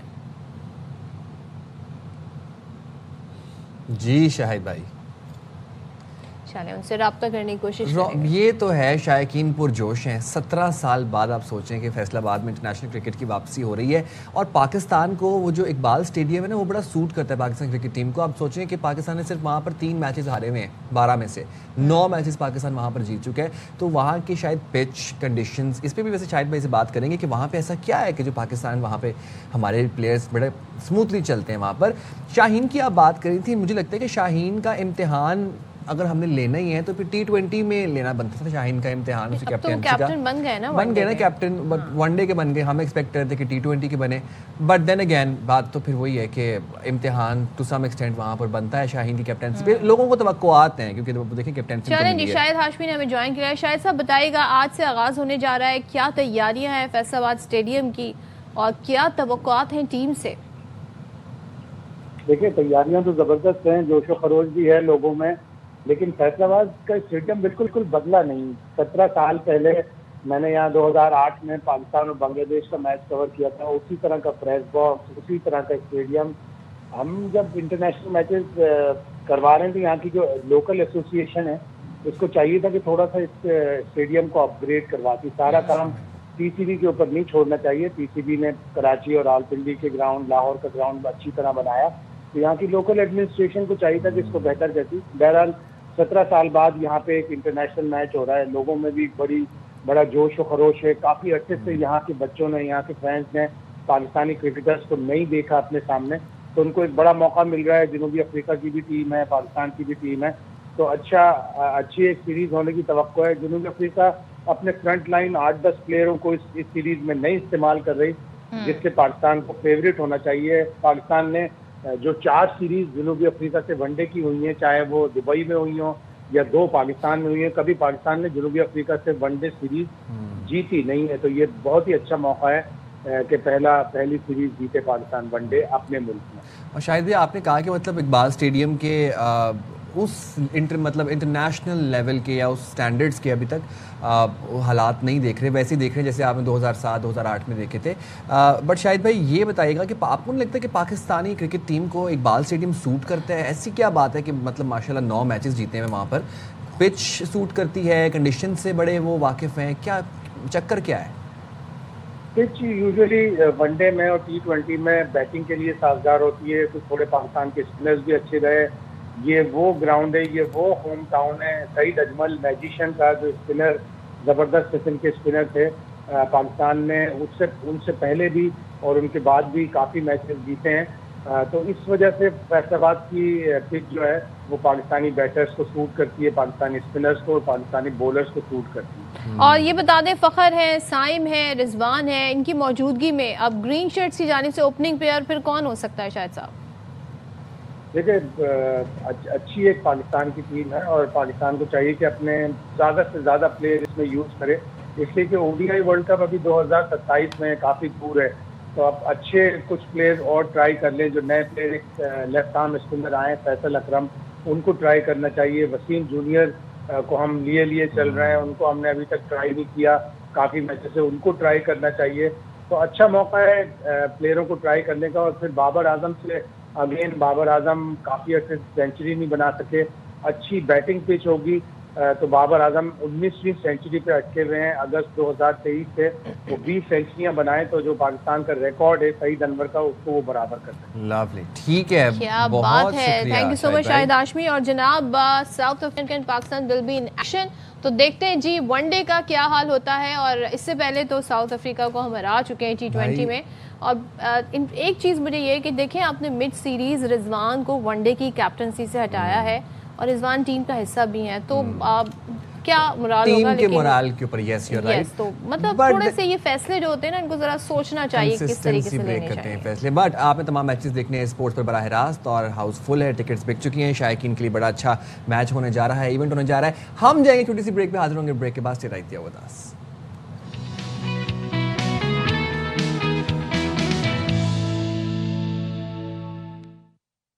جس طرح جو ہم اپنے ابتدائی میں ذکر کر رہے تھے کہ ہم سنتے تھے خدا نخواستہ جی اکانومی ریسیشن ہونے والا ہے اور اندھیرا ہی اندھیرا نظر آ رہا ہے جناب، آپ بینکرپٹ ہونے والا ہے پاکستان. کبھی ذرا بائسز سے ہٹ کر نیوٹرل ہو کے ذرا چیزوں کو بڑا پارشنلی اور ریشنلی دیکھا کریں. آج وہ وقت ہے کہ جب پاکستان معاہدے کر رہا ہے. پاکستان نے خلیجی ممالک کے بجائے اس دفعہ امریکہ سے 10 لاکھ بیرل خام تیل منگوایا ہے. پہلے کارگو کی آمد کے بعد امریکی خام تیل کا جو اگلا کارگو ہے وہ نومبر کے وسط میں، جبکہ تیسرا کارگو جنوری 2026 میں پاکستان پہنچے گا. تو امریکی تیل پاکستان آ رہا ہے. گزشتہ دہائی سے اب تک پہلی مرتبہ امریکہ سے خام تیل منگوایا گیا ہے اور خلیجی ممالک سے فاصلہ اور کرایہ بھی کم ہے. اور اس کے باوجود امریکہ سے خام تیل کی درآمد کرنے پر ایک اہم سوال یہ اٹھایا جا رہا ہے کہ کیا امریکی خام تیل پاکستان کو سستا پڑا ہے؟ بھائی یہ ایک بڑا اہم سوال ہے، کیونکہ دیکھیں عموماً تو ہم خلیجی ممالک سے ہی تیل منگواتے تھے اور اس کی ایک وجہ یہ تھی جی یہ کہا جاتا تھا فاصلہ کم ہے، اور ظاہر ہے جس طریقے سے ڈالر کے ریٹس ہیں وہ بڑے اس سے کافی وہ کم ہے. لیکن کیا یہ جو فیصلہ ہوا ہے اس کے پیچھے کیا تناظر ہے، اس کے پیچھے کیا جو ہے سوچ ہے؟ اور ظاہر ہے امریکی ٹیرف کی جو کمی ہوئی ہے حالیہ، کیا یہ اور کچھ معاشی معاہدے جو ہوئے امریکہ سے یہ اس کے اثرات ہیں؟ پاکستان میں 15 سے 20% تک جو خام تیل ہے وہ مقامی پیداوار ہوتی ہے، جبکہ باقی ضرورت کو ہم درآمد سے پورا کرتے ہیں. پاکستان نے اس سال گزشتہ مالی سال کے دوران تقریباً $5.5 ارب کا خام تیل درآمد کیا ہے، جو کہ موجودہ مالی سال کی پہلی سہمائی کا تقریباً $1.5 ارب تک کا خام تیل درآمد بنتا ہے. چلیں جی بات کر لیتے ہیں، ماہر معاشیات ہمارے ساتھ موجود ہے ڈاکٹر فاروق سلیم صاحب. وہ ذرا ہمیں آسان لفظوں میں سمجھائیں گے کہ یہ ہو کیا رہا ہے. ڈاکٹر صاحب بتائیے گا، اب یہ جو خلیجی ممالک سے ہم تیل منگوایا کرتے ہیں تو اس میں یہ ہوتا ہے جی فاصلہ بھی کم ہے اور ظاہر ایک روٹین بنی ہوئی تھی سال ہر سال سے جو چل رہی ہے، پھر کرایہ بھی کم لگتا ہے اس میں. لیکن امریکہ سے جو خام تیل منگوایا گیا ہے اس کے پیچھے کیا لاجک ہے؟ کیا کوئی ٹیرف میں کمی یا معاہدوں کے تحت یہ کیا جا رہا ہے یا کوالٹی اس کی زیادہ بہتر ہے؟ کیا وجوہات سامنے آ رہی ہیں؟ دیکھیے پاکستان جب عالمی منڈی میں تیل خریدنے جاتا ہے تو میں سمجھتا ہوں کہ 3 چیزیں سامنے رکھی جاتی ہیں. ایک تو تیل کی قیمت، دوسرا کرایہ کتنا لگے گا، اور تیسرا تیل کی کوالٹی کیسی ہو. اب جو آپ نے ذکر کیا وہ کہلاتا ہے ویسٹ ٹیکسس انٹرمیڈیٹ، جو امریکہ سے آتا ہے. اس کی قیمت جو ہے وہ تقریباً $4 سے $5، جو دبئی عمان بینچ مارک کہلاتا ہے، جو عرب ملکوں سے ہم تیل خریدتے ہیں. تو امریکہ سے جو تیل آتا ہے وہ تقریباً $4 سے $5 پر بیرل اس کی قیمت جو ہے وہ سستی ہوتی ہے. اب آپ نے بتایا جیسے کہ کرایہ اس کا زیادہ لگتا ہے بیکاز وہ امریکہ سے آ رہا ہے. تو جو پہنچ ہے پاکستان تیل کی وہ تقریباً آپ سمجھیے کہ برابر ہو جاتی. کرایہ $4 سے $5 زیادہ لگتا ہے، قیمت امریکہ کے تیل کی جو ہے وہ $4 سے $5 کم ہے. تو عرب ملکوں کے عرب ممالک کا جو تیل آ رہا ہے اور جو امریکہ سے آئے گا، پاکستان میں پہنچ اس کی جو لینڈڈ کاسٹ کہلاتی ہے وہ تقریباً برابر ہو جاتی. اب رہ جاتا ہے معاملہ کوالٹی کا. دیکھیے اس وقت جو تیل امریکہ سے آیا ہے اس میں اس کو کہتے ہیں لائٹ سویٹ. اس میں سلفر جو ہے جو پولیوشن کریٹ کرتا ہے لاہور میں، کراچی میں، باقی پاکستان کے شہروں میں، وہ سلفر کانٹینٹ جو ہے وہ کم ہے. اس کا مطلب ہے کہ وہ تیل جب ہم استعمال کریں گے تو اس کی پولیوشن کا جو امپیکٹ ہے وہ کم ہوگا. بہتر کوالٹی کا تیل ہے.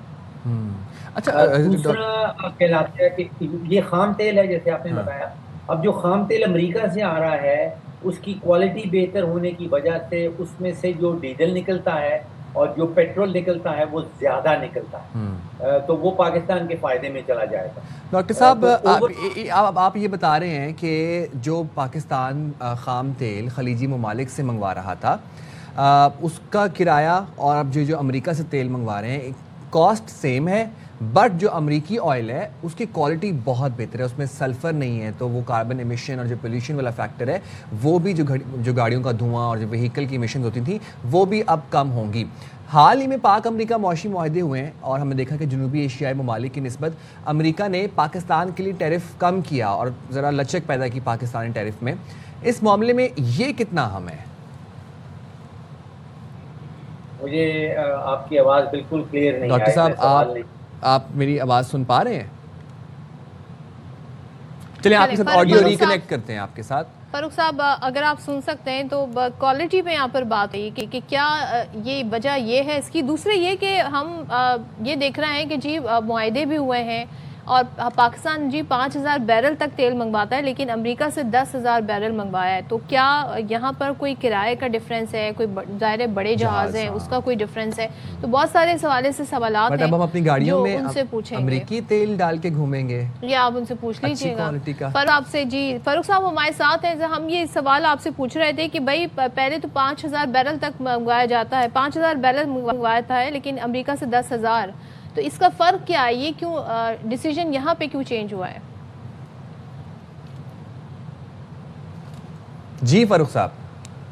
جی آپ کا سوال ٹھیک ہے فاروق صاحب، آپ کے ساتھ آڈیو ریکنیکٹ کرنے کی کوشش کرتے ہیں. میں تو اس بات پہ ہی بہت راضی ہوں کہ ہماری گاڑیوں میں اچھی کوالٹی کا فیول جائے گا ایٹ لیسٹ. اچھا دیکھیں، نہ صرف یہ انڈیویجولی ہمارے لیے خوشی کی بات ہے کہ ہماری وہیکلز میں اچھا آئل جائے گا، بٹ دین اگین جس طرح وہ فاروق صاحب بتا رہے تھے کہ اس میں سلفر جو امریکی تیل ہے اس میں سلفر کی جو کوانٹٹی ہے وہ نہ ہونے کے برابر ہے، وہ نیگلیجبل ہے. اور سلفر کیا کرتا ہے؟ سلفر آپ کی کاربن ایمیشن میں اضافہ کرتے ہیں، آپ کے پولیوشن کانٹینٹ میں اضافہ کرتے ہیں. تو جو لاہور میں، فیصل آباد میں، پنجاب والی سائڈ پہ اسموک دیکھتے ہیں نا ہم، یہ اس میں کمی آئے گی اگر ہم امریکی تیل استعمال کریں گے. کاسٹ جو ہے وہ بالکل سیم ہے، جو آپ خلیجی ممالک سے منگوا رہے ہیں، امریکہ سے منگوا رہے ہیں، کاسٹ سیم ہے.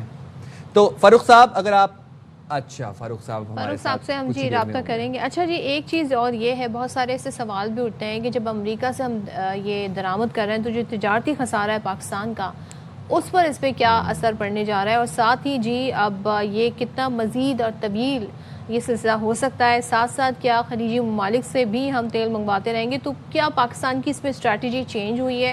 یہ ایک بڑا اہم سوال ہے. اچھا، ڈالر میں ادائیگی ہوگی، بڑی امپورٹنٹ چیز. تو جو پاکستان کے زر مبادلہ کے ذخائر ہیں جن کو ہم چاہتے ہیں بڑھائیں، تو وہ اس میں کیسے ہوگا؟ تو میرے دو سوال ہیں فاروق صاحب. ایک تو یہ کہ جو تیل کی درآمد امریکہ سے ہو رہی ہے تو پاکستان کا جو تجارتی خسارہ ہے اس پہ کیا اثر پڑے گا ساری صورتحال میں؟ دیکھیے، جیسے ہم نے کہا کہ قیمت تقریباً برابر پڑ جاتی ہے کرائے کو اکاؤنٹ میں لانے کے بعد. یہ یوزلی تیل جو آتا ہے 90 ڈیز ڈیفرڈ پیمنٹ پہ آتا ہے، چاہے وہ عرب ممالک سے آ رہا ہو یا امریکہ سے آ رہا ہو. تو اس کی پیمنٹ جو ہے وہ 90 دن کے بعد کرنی ہوتی. اس میں زر مبادلہ کے اوپر میں نہیں سمجھتا ہوں کہ کوئی اچھا یا برا امپیکٹ ہوگا. اس کا امپیکٹ نیوٹرل رہے گا. ایک بڑا امپورٹنٹ کانسیپٹ جو سمجھا جاتا ہے وہ کہتے ہیں انرجی سیکیورٹی کا، یعنی کہ ہمارے جو سورسز ہیں وہ سیکیور ہونے چاہیے. اور اس میں امریکہ سے جب ہم تیل منگواتے ہیں تو ہمارے سورسز جو ہیں وہ ڈائیورسفائی ہو جاتے ہیں، یعنی کہ ہمارے سارے انڈے جو ہیں وہ ایک ہی ٹوکری میں نہیں، وہ 2 ڈفرینٹ ٹوکری میں چلے جاتے ہیں. دونوں سورسز سے لانا انرجی سیکیورٹی بہتر ہو جاتی ہے. انرجی سیکیورٹی کی بات کی، لیکن پے تو ڈالر میں کرنا پڑے گا. تو جب ڈالر میں ادائیگی ہوگی تو یہ جو زر مبادلہ کے ذخائر ہیں اس پہ اثر نہیں پڑے گا؟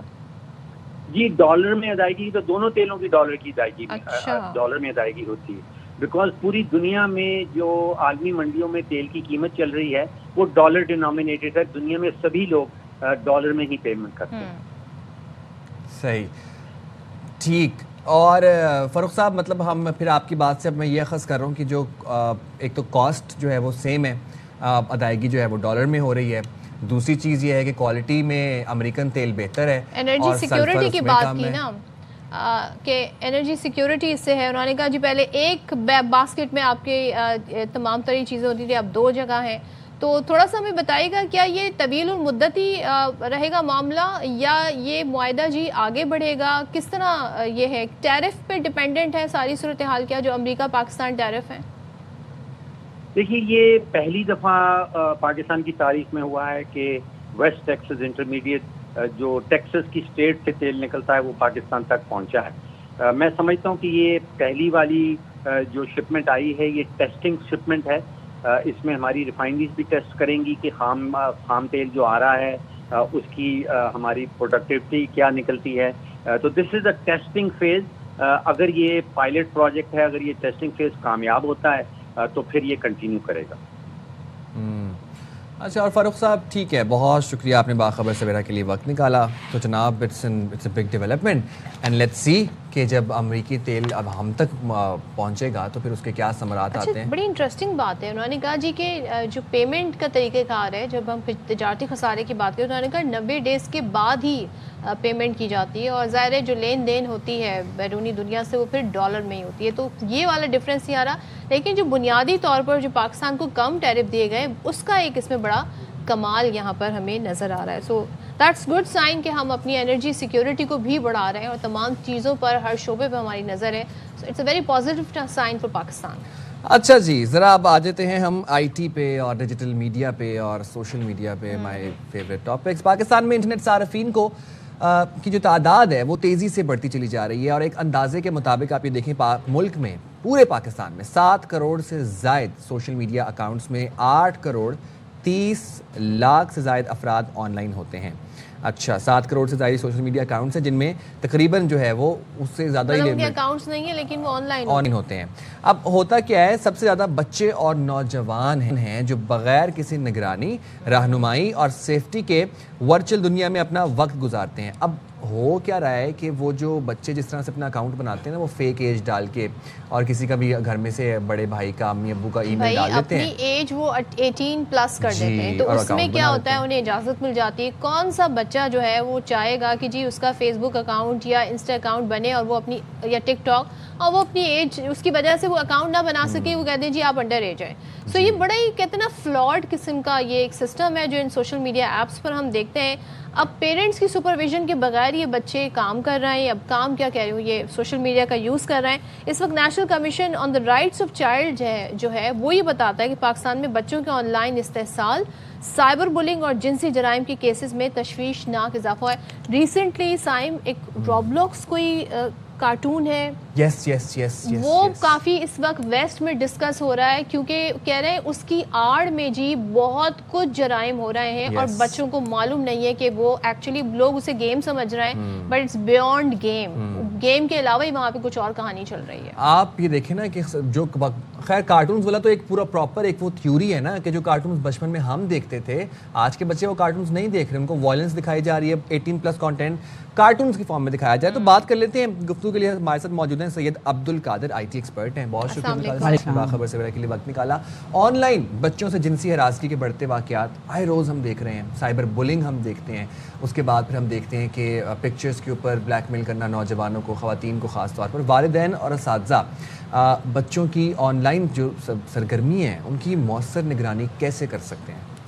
اچھا دیکھیں, سب سے پہلے تو ہمیشہ کہا جاتا ہے نا کہ کیسے کر سکتے ہیں وہ بات کا اسٹیپ ہے, وہ ڈیٹیکٹیو کنٹرول ہے. سب سے پہلے تو اس کو پریونٹ کیسے کرنا چاہیے.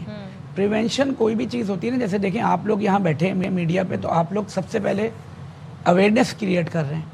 پاکستان ایک ورلڈ اکنامک فورم ہے, اس کی رپورٹ کے مطابق جتنے یہ ایشین کنٹریز ہیں جن میں پاکستان, انڈیا, بنگلہ دیش یہ تمام آتے ہیں, ان میں 90% جو جینڈر لٹریسی گیپ ہے, جو کہ پیرنٹس کے درمیان کے ہاؤس وائفز ہوتی ہیں parents, and they are the first line of defence. تو پیرنٹس کو نالج ہی نہیں ہوتی کہ بچوں کو ڈیجیٹلی सिक्योर कैसे किया जाता है.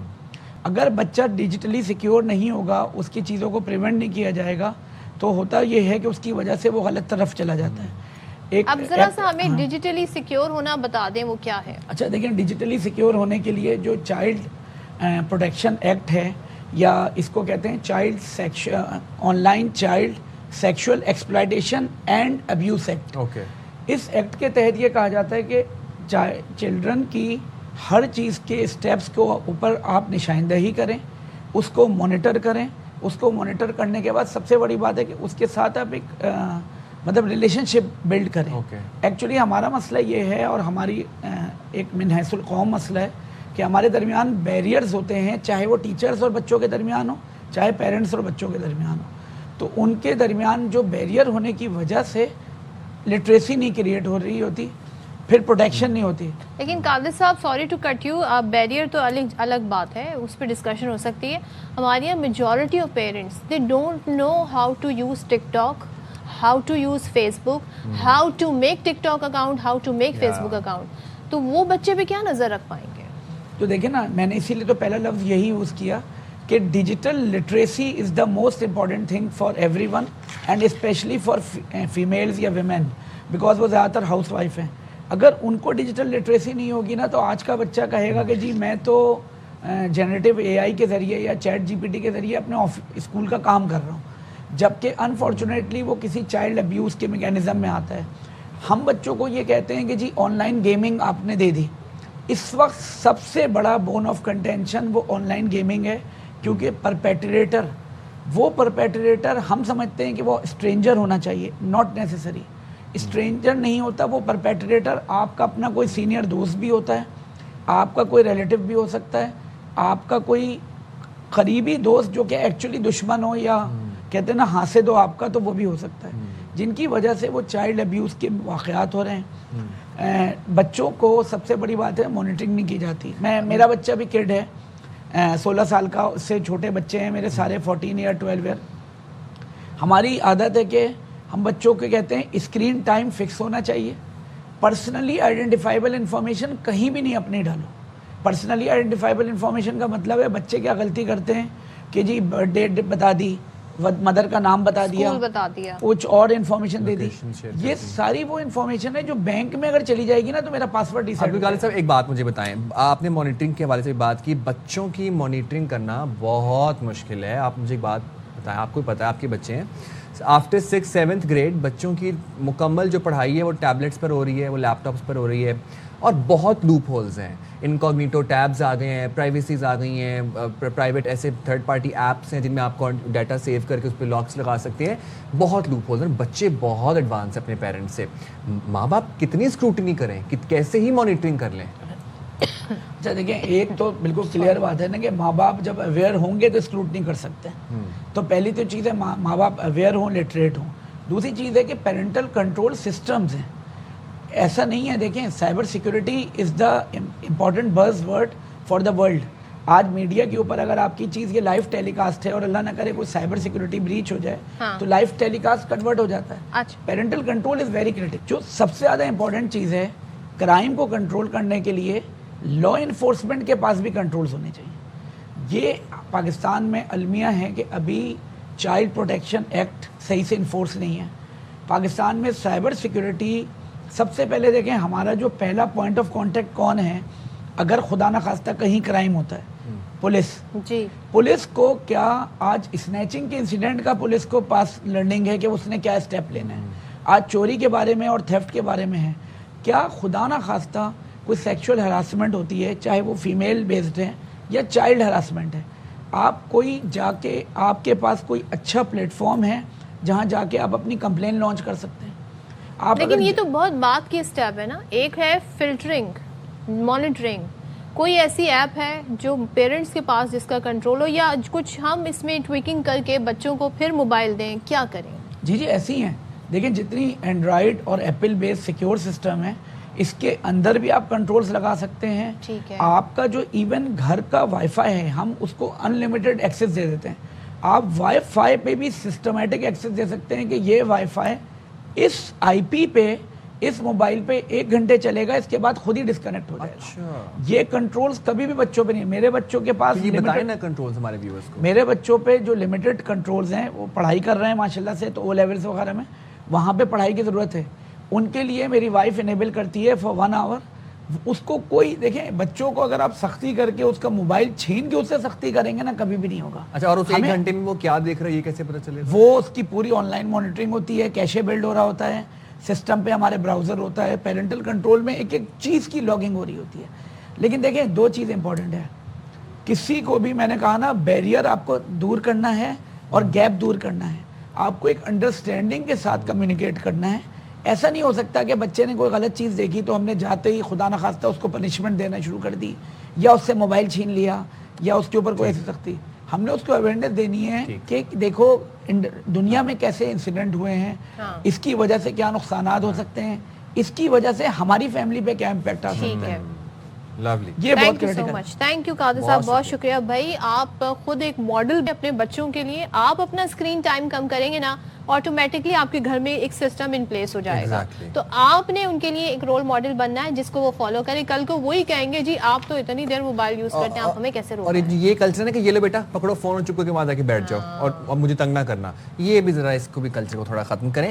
اچھا ذرا موونگ فارورڈ ناؤ, ہم نے صرف پورا لاسٹ منتھ اکتوبر کا منتھ ہم نے بریسٹ کینسر, پنک ٹوبر ہم کہتے ہیں, ہم نے بریسٹ کینسر کے حوالے سے جتنی ہو سکی ہمارے اختیار میں جتنا تھا ہم نے اویئرنیس اسپریڈ کی, آپ تک تمام تر سیگمنٹس پہنچائے. اب دیکھیں بریسٹ کینسر دنیا میں تیزی سے پھیلنے والا مرض ہے, اور ہر سال دنیا میں 20 لاکھ سے زیادہ خواتین اس موذی مرض کا شکار ہوتی ہیں. اور اس مرض کے بڑھنے کی سب سے بڑی وجہ ہے کہ آگاہی نہ ہونا اور احتیاط نہ کرنا. اور اسی آگاہی کے تناظر میں ہم پھر پورا اکتوبر کا مہینہ بریسٹ کینسر اویئرنیس اسپریڈ بھی کرتے ہیں. اور جیسے کہ ہر بیماری کے لیے کہا جاتا ہے کہ اگر اس کی ارلی ڈیٹیکشن ہو جائے, ارلی ڈائگنوز ہو جائے, تشخیص ہو جائے, تو پھر وہ لا علاج نہیں رہتا, پھر وہ کیوریبل رہتا ہے. تو اس کیس میں بھی یہی معاملہ ہے, اور ہم ہر سال دیکھتے ہیں کہ 90,000 سے زیادہ کیسز رپورٹ ہوتے ہیں, جن میں سے 45% ناقابل علاج ہو جاتے ہیں. تو یہ تمام تر وہ صورتحال ہے جس کی وجہ سے ہم یہ دیکھ رہے ہیں کہ جی اس پر بات بھی بہت زیادہ کی جا رہی ہے کہ اس وقت یہ وقت کی ضرورت بھی ہے. ہمارے ساتھ جی گفتگو کے لیے موجود چیف میڈیکل آفیسر شوکت خانم memorial cancer hospital doctor Muhammad Asim یوسف صاحب. Thank you so much doctor Asim ہمیں جوائن کرنے کے لیے. سب سے پہلے تو ہم اسٹارٹ کرتے ہیں کہ جی ہمارا رسپونڈ کیا ہونا چاہیے. اکثر و بیشتر ہم دیکھتے ہیں خواتین جی کوئی گلٹی یا کچھ ایسی چیز محسوس کرتی ہیں, تبدیلی محسوس کرتی ہیں, تو ان کو فرسٹ کیا کرنا چاہیے؟ اکثر و بیشتر تو جی وہ چھپایا جاتا ہے, کرنا کیا چاہیے خواتین کو؟ سو تھینک یو جی. آپ نے بالکل آئی تھنک شروع میں اپنی انٹروڈکشن میں ہی ڈسکس کیا کہ ارلی ڈائگنوسس, ارلی ڈیٹیکشن بہت ضروری ہے. آگاہی بڑھنے سے مقصد اس کا یہی ہے کہ جیسے ہی کوئی گلٹی محسوس ہو تو اس کو فوراً چیک کروانا چاہیے, اس کو اگنور نہیں کرنا چاہیے یا ڈرنا نہیں چاہیے, شرمانا نہیں چاہیے. زیادہ تر کیسز میں وہ کینسر نہیں ہوگی اور کوئی بنائن چیز ہوگی, اس کا آرام سے علاج ہو جائے گا. لیکن اگر وہ کینسر ہے خدا نخواستہ, تو ارلی سٹیج میں اگر وہ پکڑی جائے تو 99% تک مکمل علاج ممکن ہے. جبکہ انفارچونیٹ ٹریجڈی ہمارے یہاں پاکستان میں یہ ہے کہ زیادہ تر خواتین سٹیج 3 میں پریزنٹ کرتی ہیں جب بیماری بہت پھیل چکی ہوتی ہے, اور پھر صرف 40% مکمل علاج ممکن ہوتا ہے. تو فوراً چیک کرانا چاہیے, X ray, ultra sound, mammography وغیرہ اس کا ہونا چاہیے. کچھ کیسز میں اس کی بایوپسی ہوتی ہے جو کہ صرف سوئی کے ذریعے ہوتی ہے, بالکل ٹیکا جس طرح لگتا ہے اس طرح ہے, کوئی بہت بڑا آپریشن نہیں ہے. اور یہ اب جگہ جگہ فیسلٹی اویلیبل ہے, اور اس سے تشخیص ہو سکتی ہے اور پھر ارلی علاج شروع کیا جا ڈاکٹر صاحب. سکتا ہے. Sadly and very unfortunately due to lack of awareness بہت سی خواتین پاکستان میں ایسی موجود ہیں جن کو یہ خوف ہوتا ہے, یہ ڈر ہوتا ہے کہ شاید بریسٹ کینسر کے علاج کا مطلب بہت سخت کیمو تھراپی ہے یا پھر مرض یہ انکیوریبل ہے. یہ اس متھ کے حوالے سے آپ کیا کہنا چاہیں گے؟ بہت اب میڈیکل ایڈوانسمنٹس ہو چکی ہیں پچھلے 30 سال میں. جب سے شوکت خانم لاہور کام کر رہا ہے تو کیمو تھراپی جو ہے, جو دوائیاں دی جاتی ہیں کینسر کے لیے, ان کے بہت اب کم سائیڈ ایفیکٹس ہوتے ہیں کمپیئر ٹو جو پرانے زمانے کی دوائیاں تھیں, اور سائیڈ ایفیکٹس کنٹرول کرنے کے لیے بھی بہت بہتر دوائیاں ہیں اب ہمارے پاس. سملرلی پہلے زمانے میں سرجری کے لیے اگر آپریشن کرنا پڑے تو اکثر پوری چھاتی اتارنی پڑتی تھی. اب صرف بہت یہ کم ہوتا ہے, عموماً اب صرف لمپ نکالا جاتا ہے. جو گلٹی ہوتی ہے اس کو دوائیوں سے پہلے چھوٹا کیا جاتا ہے اور پھر صرف گلٹی کو نکالا جاتا ہے, اور بجلی کی شعائیں اگر لگیں تو ان کا بھی جو سائڈ افیکٹس ہیں وہ پہلے سے بہت کم ہوتے ہیں کیونکہ وہ بہت زیادہ فوکسڈ ریڈیشن ٹریٹمنٹ دی جاتی ہے. سو ٹریٹمنٹ اب بہت بہتر ٹالریٹڈ ہوتی ہے اور بہت بہتر پیشنٹس فیل کرتے ہیں ٹریٹمنٹ کے دوران. ڈاکٹر صاحب ایک چیز میں جاننا چاہوں گی, آپ نے کہا جی بایوپسی ہوتی ہے, لوگ بایوپسی سے ہی ڈر جاتے ہیں. بعض لوگوں نے تو یہ مت بنا دی ہے کہ جی بایوپسی کرائی تھی تو اس وجہ سے یہ پھیل گیا ہے. یہ مجھے بتائیے گا, دوسرے ایون کہ کیمو تھراپی بھی, یہ بھی it's a form of treatment, یہ بھی ایک علاج ہے, اس سے بھی بہت ڈرایا جاتا ہے. تو ذرا ان دو چیزوں پہ روشنی ڈال دیجیے گا کہ واقعتاً کیمو تھراپی وہی کوئی خطرناک چیز ہے اور یہ آپ کا جو کوالٹی آف لائف ہے اس کو ڈیمیج کر دیتی ہے آنے والے وقتوں کے لیے. رائٹ. سو پہلے بایوپسی کا اگر بات کر لیں تو بایوپسی جیسے میں نے کہا صرف نیڈل بایوپسی ہوتی ہے, اس کو فائن نیڈل ایسپریشن کہتے ہیں. آپریشن نہیں کیا جاتا, آؤٹ پیشنٹ پروسیجر ہوتا ہے اور اس سے بالکل بھی رسک نہیں ہے کہ کینسر اسپریڈ ہوگا. یہ ایک متھ ہے جو کہ ہمیں بہت ضروری ہے. آپ کی چینل کے ذریعے بھی ہم یہ ایڈوانٹیج لیں اس کا کہ اس کو ڈسپیل کریں. ایسی کوئی بات نہیں ہے کہ بایوپسی کرنے سے بیماری بنتی ہے یا پھیلتی ہے. کیمو تھراپی واقعی ایک دوائی ہے, اس کے ہر دوائی کے سائڈ ایفیکٹس ہوتے ہیں, لیکن ہر دوائی جب ہم دیتے ہیں تو ہم دیکھتے ہیں کہ بینیفٹس یا فائدے زیادہ ہیں یا نقصان زیادہ ہیں. اور کیمو تھراپی کے فائدے بہت زیادہ ہیں. مکمل علاج کے لیے ضروری ہے زیادہ تر کیسز میں خواتین کے چھاتی کے کینسر میں کہ کیمو تھراپی ضرور دی جاتی ہے. اس سے بیماری چھوٹی ہو جاتی ہے, شرنک ہو جاتی ہے, اور اس کی وجہ سے پھر جو سبسیکوئنٹلی آپریشن کرنا پڑتا ہے وہ بھی آپ چھوٹا کر سکتے ہیں. اتنا بڑا آپریشن یا میوٹیلیٹنگ آپریشنز اب اس کی وجہ سے نہیں ہوتے. لیکن جیسے میں نے کہا اب بہت کم سائڈ ایفیکٹس ہوتے ہیں پرانے زمانے کی کیمو تھراپی کے مقابلے میں, اور جتنے سائڈ ایفیکٹس ہیں وہ تمام ریورسیبل ہوتے ہیں.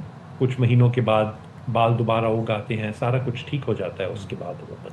اور ڈاکٹر صاحب, شوکت خانم اسپتال میں بریسٹ کینسر کی ابتدائی تشخیص جو ارلی ڈیٹیکشن ہے اس کے لیے کیا اقدامات کرے شوکت خانم؟ شوکت خانم میں ہم ون سٹاپ بریسٹ کلینکس کرتے ہیں جس کی وجہ سے فاسٹ ٹریک ہوتا ہے ڈائگنوسس اور ٹریٹمنٹ. پیشنٹ آتی ہے, کوئی بھی پیشنٹ آئے جن کو گلٹی محسوس ہوئی ہو, ان کو اسپیشلسٹ ڈاکٹرز جو ہیں, سرجنس ہمارے, وہ ان کا ایویلیویشن کرتے ہیں, ایگزامن کرتے ہیں. اسی کلینک میں ان کی اگر بایوپسی کرنی ہے یا ایکس رے یا میموگرافی, الٹرا ساؤنڈ وغیرہ کرنا ہے, وہ تمام ادھر ہی کیا جاتا ہے.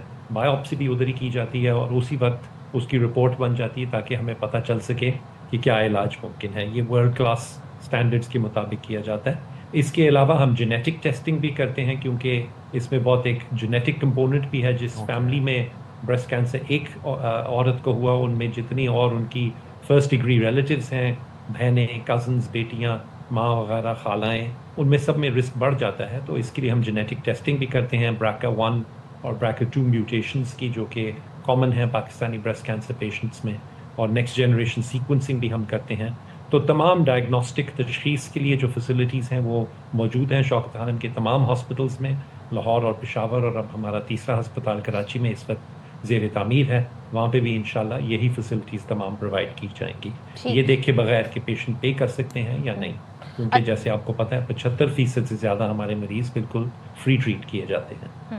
اور ڈاکٹر عاصم بھی بتائیے گا کہ یہ بھی کہا جاتا ہے جی کہ جو بریسٹ کینسر ہے وہ موروثی مرض ہے, اس میں کتنی حقیقت ہے؟ اور دوسرے جن خواتین کو اگر خطرہ ہے کیونکہ جینیٹک اسے بتایا جاتا ہے, تو ان کے کیا مکمل علاج تشخیص کی سہولیات موجود ہے؟ خاص طور پہ میں کراچی میں جو شوکت خانم ہے اس حوالے سے پوچھ رہی ہوں. جی بالکل. سو ہم جینیٹک ٹیسٹنگ آفر کرتے ہیں. جیسے میں نے کہا BRCA1 اور BRCA2 دو میوٹیشنز ہیں جینیٹک جو کہ پاکستانی بریسٹ کینسر پیشنٹس میں ہم نے زیادہ فریکوینٹلی ملی ہیں ہمیں, تو ان کے ٹیسٹ ہمارے پاس اویلیبل ہیں. لاہور, پشاور, کراچی, تمام پاکستان میں ہم یہ آفر کرتے ہیں. سملرلی نیکسٹ جنریشن سیکوینسنگ ایک پروسیجر ہوتا ہے جس سے کینسر کی جو پری ڈسپوزنگ جینز ہوتی ہیں وہ آپ آئیڈینٹیفائی کر سکتے ہیں. تو اگین ہم اکثر ہمارے مریض کراچی سے وہ ٹیسٹ کرواتے ہیں.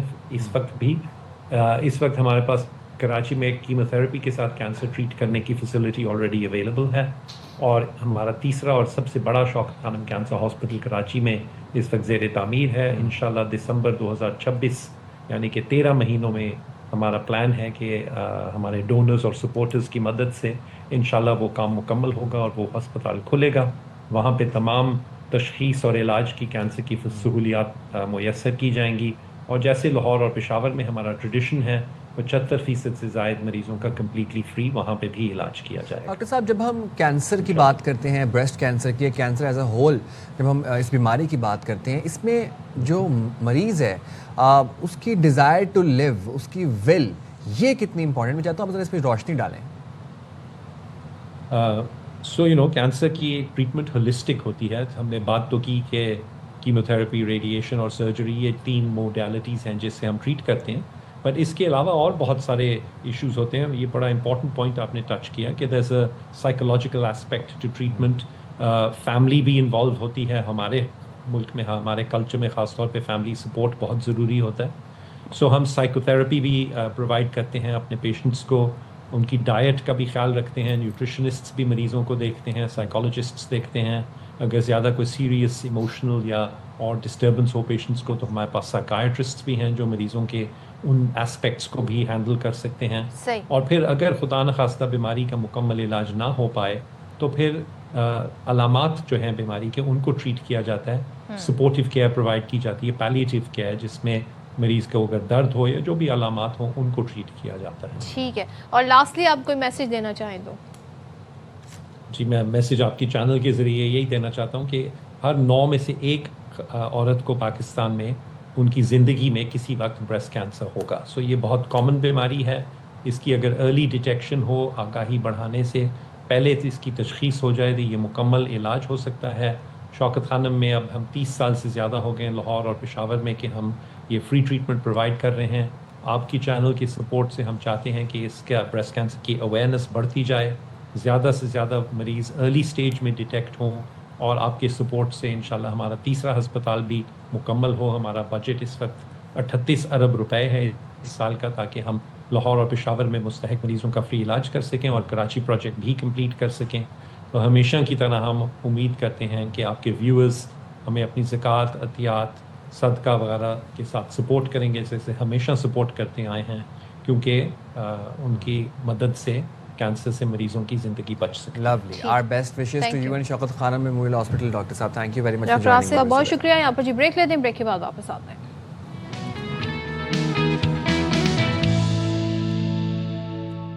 अच्छा जी, अब सर्दियों की आमद है, और लास्ट टाइम जब मैं सर्दियों में कराची में आया ही था तो आपको पता है कि मैंने बहुत से लेफ्ट राइट सूप्स ट्राई किए थे, अच्छी variety, left right soup, like crab soup, like red snapper soup, और ये मैंने कराची आके एक्सपीरियंस किए थे।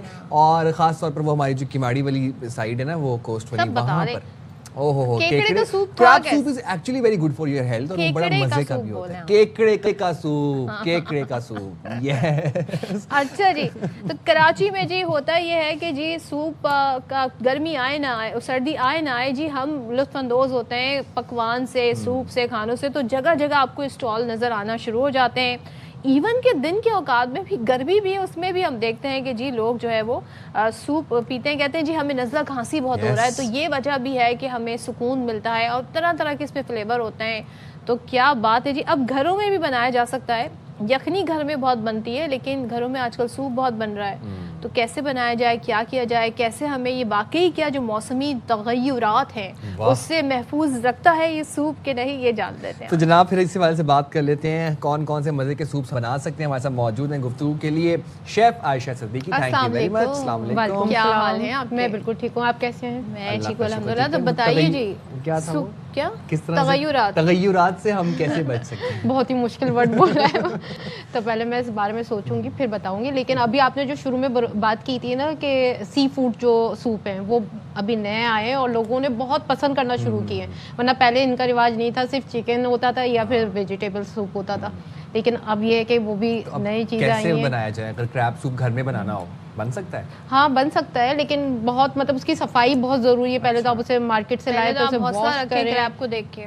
हाँ, बहुत से लोग उसे देख के डर भी जाते हैं, और उसकी सफाई बहुत मुश्किल होती है। अगर आप उसे सफाई अच्छे से करें फिर उसको बनाए तो बहुत अच्छा बनता है। एक बात है, उसकी सफाई मुश्किल है, तो जो मार्केट में मिल रहा है वो कैसे साफ कर रहा है? देखिए अब हम बात सच है, लेकिन थोड़ी सी ना ये होता है जितना गलीज तो इतना लजीज, तो ये तो है کہ وہ لوگ صفائی کا بالکل خیال نہیں رکھتے, لیکن ٹیسٹ بہت ہوتا ہے. یہ اس بات سے بھی انکار نہیں ہوگا کہ ٹیسٹ نہیں ہوتا, ٹیسٹ ہوتا ہے. میں تو بھائی ڈسکلیمر دے رہی ہوں اس سے جب بھی سینٹنس آیا تھا. اچھا ہم نے سنا ہوا تھا کہ چکن سوپ ہوتا ہے جی, کارن سوپ ہوتا ہے, سبزیوں کے سوپ ہوتے ہیں, لینٹل سوپ بھی ہوتا ہے.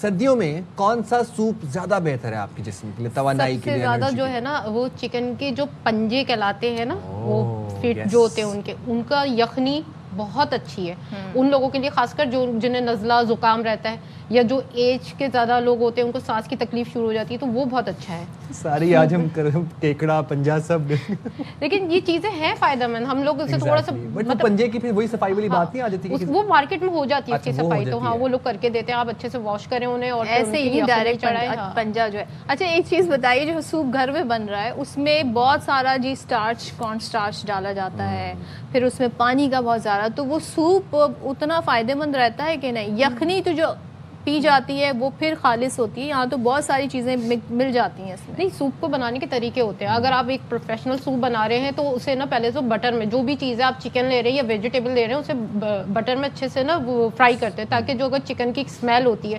اکثر سوپ میں یہ شکایت ہوتی ہے چکن کی اسمیل آ رہی ہے, تو اسے اگر آپ اچھے سے فرائی کریں گے نا تو وہ نہیں آئے گی. پھر اس کے بعد اب اس میں چیزیں ڈالیں, جیسے یخنی ڈالیں, پھر ایک اسمیل کے لیے نا دار چینی, وہ ہیلتھ کے لیے بھی بہت اچھی ہے, اور سوپ میں فلیور بھی بہت اچھی بوائل کریں. ہاں جی, اچھا, فرائی کر کے فرسٹ ٹائم ڈائریکٹ جو بوائل کر دیتے ہیں اس میں اسمیل آتی ہے. پھر سوپ میں چکن میں بھی کتنی دیر فرائی کریں؟ اسے کم سے کم 5 منٹ کے, اس کا تھوڑا سا رنگ چینج ہو. ٹھیک ہے. اچھا عائشہ یہ بتائیں, بچے بہت نخرے کرتے ہیں, خاص طور پر جب گھر میں سوپ بنا ہو نا, اب پھر وہ کیا کرتے ہیں, جب باہر سے وہ لا کے وہ پاؤڈر والا سوپ بنا دو تو اس میں بہت خوش ہوتے ہیں. وہ پاؤڈر والا سوپ آپ کو لگتا ہے کہ کوئی فائدہ مند ہے؟ نہیں, وہ بالکل فائدہ مند نہیں ہے, کیونکہ ظاہر سی بات ہے, آپ کو پتہ ہے پیکنگ میں تو پریزرو ہوتا ہے, تو وہ ہیلتھ کے لیے اچھا نہیں. آپ گھر میں بنائیں, اب تو گھر میں بھی اتنے ساری ریسیپیز, ہم ہر چینل پہ بیٹھ کے ریسیپیز بتاتے رہتے ہیں, تو آپ وہ بنائیں. ساتھ بچوں کے لیے نا بریڈ, گارلک بریڈ, اور جو ہوتے ہیں چیز بریڈ, کریکرز, یہ سب چیزیں رکھیں, تو وہ اس سے بھی تھوڑے سے نا وہ ہوتے ہیں کہ ہاں چلو اچھا ہے ماما نے کچھ دیا. اگر آپ سادہ سوپ ایسے ہی رکھ دیں گے بال میں بھر کے, تو پھر بچے تھوڑا ناک منہ دکھاتے ہیں. کپ میں ڈال کے دیتی ہیں. چلے ہمیں آپ کوئی اچھے سے سوپ کی, 2 سوپ کی کوئی ریسیپی بتائیں جو جلدی بھی بن جائے, لذیذ بھی ہوں. کیرٹ سوپ صاف والے جی وہ گھر میں بنائیں گے. اچھا کیرٹ سوپ جو ہے وہ آج کل آپ کو پتہ ہے گاجر کا حلوہ تو بہت ہی فیمس ہے, لیکن اس کا سوپ بھی بہت اچھا بنتا ہے. اسے آپ کیا کریں, کیرٹ کو موٹا موٹا سا کاٹ لیں, پہلے پیل کریں, صاف کریں, واش کریں, پھر اسے کاٹ لیں. آپ بٹر ڈالیں ایک پین میں, اس میں آپ کیرٹ ڈالیں, اس میں آپ لہسن کے تھوڑے سے جوے ڈال دیں, آپ اس میں پیاز ڈال دیں, ان سب کو ڈال کے آپ اور ایک چکن کیوب ڈال کے ابال لیں اچھے سے. ٹھیک ہے. پھر اس کو آپ پیسٹ بنا لیں, جب وہ ابل جائے گا, گل جائے گا, سب چیزیں ان کا پیسٹ بنا لیں. پھر اس کے بعد آپ اس میں بلیک پیپر, سالٹ, سویا ساس اور سرکہ شامل کریں اور اسے پکا لیں. جب وہ اچھا سا پک جائے گا اور اس میں پھر کریم ایڈ کر دیں, تو بہت اچھا سا سوپ بن جاتا ہے. کتنا لذیذ لگ رہا ہے. کیرٹ سے مجھے یاد آیا کہ کیرٹ کیک کوئی بہت اچھا بناتا ہے. کیرٹ کیک تو مجھے نہیں آتا. اچھا نہیں آتا. آپ کون سا والا بناتی ہیں؟ میں چاکلیٹ کیک بناتی ہوں. چاکلیٹ کا سوپ نہیں بن سکتا. چاکلیٹ کا نہیں بن سکتا. نیکسٹ ریسیپی آپ دو بتا دو. دوسری جو ہے وہ میں بتاؤں گی آپ کو, سویٹ پوٹیٹو کا بھی سوپ ہوتا ہے, یا کریمی سوپ بتا دیتی ہوں. وہ زیادہ دال والا سوپ, دال والا یا ویجیٹیبلس والا, جو بالکل ساری, ہاں آپ اس میں بند گوبھی, آلو, شملہ مرچ, ساری جتنی بھی سبزیاں جو فریش آتی ہیں, سردیوں میں تو کتنی پیاری پیاری سبزیاں آتی ہیں, خوبصورت بھی لگتی ہے اور ہیلدی بھی ہوتی ہے, تو ان سب کو آپ باریک باریک کاٹ کے چاپ کر کے آپ اسے ابال لیں. ابالنے کے لیے وہی میں نے آپ کو جیسے بتایا, تھوڑا سا بٹر میں ٹوسٹ کر لیں تاکہ وہ اس کی بھی اسمیل نکل جائے. پھر آپ اس میں چکن کیوب ڈال دیں, اور تیز پتہ جو ہوتا ہے وہ بے لیف کہلاتا ہے, وہ ڈالیں, اس کا بہت اچھا فلیور آتا ہے اور وہ اچھا بھی ہوتا ہے ہیلتھ کے لیے. وہ ڈال کے آپ اسے بوائل کر لیں. پھر جب وہ بوائلڈ ہو جائے اس میں آپ پیس بھی سکتے ہیں اس کو, اگر کیونکہ بعض بچے جو ہے کچی سبزی دیکھ کے وہ کہتے ہیں نہیں میں تو یہ نہیں کھاؤں گا, کوئی کہتا ہے مٹر نہیں کھاؤں گا, کوئی, تو آپ اسے باریک پیس لیں. پھر آپ اس کو جب وہ پیس جائے پھر اس میں آپ سزلنگ ڈالیں, پھر آخر میں تھائم ڈالیں جو کہ ہربز ہوتے ہیں, تو اس کا بھی بہت اچھا فلیور آتا ہے. اور ذرا کریب سوپ بھی بتا دیں. پھر اب گھر میں آئے گیا ہے کریب, تو کیا کیا کرنا ہوگا؟ پہلے تو اس کی وہی میں نے آپ کو بتایا, صفائی وغیرہ ہوگی, پھر اس کو پوری کٹنگ وغیرہ ہوگی, کیونکہ وہ کھلے گا تو پھر اس کا فلیور آئے گا. وہ پیک ہوتا ہے پورا, آپ نے دیکھا ہوگا نا. پھر آپ اسے کیا کریں, ہاں پہلے تو آپ اسے بوائل کریں گے, اس کے اوپر ایک جھاگ سا آ جاتا ہے, اس کو آپ بالکل نکال دیں گے ورنہ وہ اسمیل کرے گا. کیونکہ سی فوڈ میں جتنے بھی ہم کرتے ہیں پہلے بوائل کر کے اس کا اوپر سے جو جھاگ ہوتا ہے نا اس کو نکال دیتے ہیں. پھر آپ اس میں نا آپ چکن کیوبس آتے ہیں مارکیٹ میں, اور چکن پاؤڈر آتا ہے, وہ فلیور ڈال سکتے ہیں آپ, تو وہ ڈالیں آپ. اس میں کٹی کالی مرچیں ڈالیں, وائٹ پیپر ڈالیں اور سالٹ ڈالیں, اسے پکا لیں. جب وہ اچھے سے پک جائے اور گل جائے, وہ آپ کو نا اس میں سے ایک اسمیل آنے لگے, تو پھر آپ اس کو اس میں اچھا کئی فلیور ہوتے ہیں, اب آپ फिर आप काली creamy मिर्च बना डाल के भी सकते डाल हैं, सकते उसमें आप soya sauce, chilli Yes. Sauce, वो अलग अलग और इतनी काली मिर्च डालें रेसिपीज फिर है। क्रैब मीट के साथ खाएं, बड़ा हाँ, मजा आता वो है। और बटर गार्लिक ना उसके Yes, साथ ब्रेड के साथ garlic खाएं bread तो वो के अच्छा साथ लगता है। बस मुझे कोई क्रैब उबाल के दे दे, फिर मैं सूप बना लूंगी क्रैब का, ये ठीक है। Thank you very Thank much you so much, chef Ayesha, Ayesha, बहुत आपने शुक्रिया बातों में आपका। सवेरे के लिए वक्त निकाला। और लजीज सूप की रेसिपी, साफ सुथरे लजीज सूप की रेसिपीज हमने आपके साथ इतना शेयर कभी डाइवर्स प्रोग्राम देखा है आपने? मईशत, सियासत, पंजा, केकड़ा, सूप, एवरीथिंग। आप लोगों की फरमाइश पे हम बकायदा अपने प्रोग्राम डिजाइन करते भाई हैं। अभी रुक जाए, अभी हाँ। गुड़ के बारे में गुड़ भी बताएं। आने लगे। हाँ जी, गुड़ प्लीज भी आने बिस्मिल्लाह लगे। करें। अच्छा जी, गुड़ की बात कर लेते हैं। इसे हर मौसम में इस्तेमाल किया जाता है, लेकिन ज़ाहिर है ये मुफीद बहुत है, बट इसका इस्तेमाल हम देख रहे हैं कि शहरों में बहुत कम है। लेकिन हम उकाड़ा में ऐसा ख़ानदान भी है जो 77 साल से केमिकल के बगैर खालिस गुड़ तैयार कर रहा है, और जायका भी इसका बहुत ज़बरदस्त है। तो जनाब इस हवाले से हमें रिपोर्ट कर रहे हैं जुल्फ़िकार मलिक। क्यों मुस्कुरा रहे हैं, पूछती हूँ उसके बाद। ओकाड़ा सतगरा रोड पर वाक़या गांव के करीब रिहायश पजीर खानदान गुज़श्ता 77 साल से रवायती तरीकों से किसी केमिकल के बगैर गुड़ तैयार कर रहा है। सर्दी का आगाज होते ही गुड़ की मांग में नुमाया इजाफा हो जाता है। हमारे यहाँ पे हर किस्म का गुड़ तैयार किया जाता है और लोग हमारे पास दूर दूर से आते हैं। गुड़ बनाने के लिए सबसे पहले कमाद की फसल से गन्ने को काट कर उसको साफ किया जाता है। बाद में मुख्तलिफ मराहल से गुजार कर मशीन के जरिए उसकी रस निकाली जाती है और बड़े कड़ाहों में डालकर निकाली गई रस को साफ किया जाता है। फिर गन्ने के छिलके की आग से रस को पकाया जाता है। इस दौरान रस गाढ़ी होती है तो एक बड़े टब में डालकर कारीगर उसे गुड़ की शक्ल में तैयार करते हैं। चीनी है, ये एक तो महंगी भी है, दूसरा ये नुकसानदेह है। हमें ये घरों में सब लोगों को ये जो गुड़ है ये इस्तेमाल करना चाहिए। 5-6 साल से हम इधर से गुड़ लेने आते हैं। एक स्पेशल गुड़ ये तैयार करते हैं, केमिकल से पाक गुड़ तैयार करते हैं। गुड़ खरीदने वाले ग्राहकों का कहना है कि चीनी से बेहतर गुड़ है, इसका इस्तेमाल होना चाहिए। चीनी में केमिकल का इस्तेमाल बड़ी मिकदार में किया जाता है जो कि सेहत के लिए नुकसानदेह है। सतगरा रोड ओकाड़ा के करीब रिहायश पजीर खानदान क़याम पाकिस्तान से कबल रवायती तरीकों से खालस गुड़ तैयार करता था। अब भी वो नस्ल दर नस्ल गुड़ तैयार करने का काम कर रहे हैं। उनका दावा है कि वो गुड़ केमिकल के बगैर तैयार करते हैं। Zulfikar Malik, ARY news, Okara.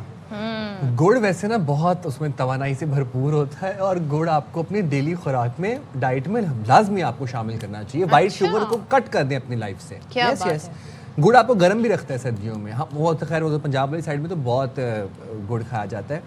तो अब जरा जी बात कर लेते हैं जुड़वा शहरों की। वहाँ पर जी हुआ है डॉग शो, सुबह पर दिलकश जी कैटवॉक भी हुई है, यही मैं कह सकती हूँ। अच्छा, और मेरा एक मानना है सदफ के दोस्त और कुत्ता हमेशा नस्ल देख के आपको ना बनाना चाहिए या लेना चाहिए। नस्ल बड़ी इंपॉर्टेंट होती है। क्या मैं कंपैरिजन समझ नहीं पा रही। वफा के हवाले से बात करूँ ना, अब मालिकान अपने प्यारे प्यारे कुत्तों को सजा के और उनके नखरे उठाते उठाते उनको डॉग शो में लेके आए और फिर वहाँ पर जो शायकीन आए हुए थे उन्होंने बहुत एंजॉय किया, बड़े महजूज हुए। तो जरा फराह रबानी की रिपोर्ट में देखते हैं ये डॉग शो। रावलपिंडी के जिना पार्क में सजा रंगारंग डॉग शो। नाज नखरों से पले पालतू कुत्ते शो के मेहमान बने। हर एक की अनोखी नस्ल, मुनफरिद नाम और अपने ही अंदाज। जर्मन शेफर्ड, हस्की और बुलडॉग समेत नित नई नस्ल के पालतू कुत्ते शो की रौनक बने, जिन्हें देखने वालों ने खूब सराहा। मेरी फेवरेट ब्रीड हस्कीज है क्योंकि वो बहुत क्यूट होते हैं और बहुत ट्रेंड भी हैं। अगर आपको शौक है तो फिर आप अपने डॉग्स पे खुद अपनी खुशी से खर्चा करते हैं। एक तो वो लॉयल बहुत होते हैं और बस कुछ होता है स्पेसिफिक उनमें जो उनका क्यूटनेस को वो करता है, इनहेंस करता है। वफादारी से मंसूब पालतू जानवरों को पालने वाले कहते हैं अब ये उनके घर का लाजमी हिस्सा बन चुके हैं। इंसान तो आपको अपनी फीलिंग्स कम्युनिकेट कर सकता है लेकिन ये नहीं कर सकता। अगर आप इनका ख्याल रख सकते हो तो आपकी एक इंसानों की तरफ भी एक जो मोहब्बत है ना वो बढ़ जाती है। खेलते कूदते मालिकान के इशारे समझते ये पालतू जानवर शो के दौरान हर किसी का दिल लुभाते दिखाई दिए। इन पालतू जानवरों का ख्याल रखने वाले कहते हैं ये शौक जितना महंगा है उतना ही मेहनत तलब। इन बेजुबान जानवरों का ख्याल रखना आसान काम नहीं। कैमरामैन मुबशिर नजर के साथ फराह रब्बानी, ARY न्यूज़, रावलपिंडी। भाई बड़ा ही क्यूट डॉग था जो फराह के साथ था इस वक्त। ये हमने घर में रखे हुए थे, बिल्लियों से मार खा के आते थे रोज। अच्छा, मैं सोच रही थी कोई वादी नारांग भी आपको ले चलते हैं, लेकिन आई थिंक अब वक्त हमें इजाजत नहीं दे रहा, वरना बहुत सारी आज के शो में हमारी वैरायटी आपके लिए थी। तो बस आपसे इजाजत चाहते हैं, अपना ख्याल रखिएगा बहुत सारा। अल्लाह हाफिज, पाकिस्तान जिंदाबाद।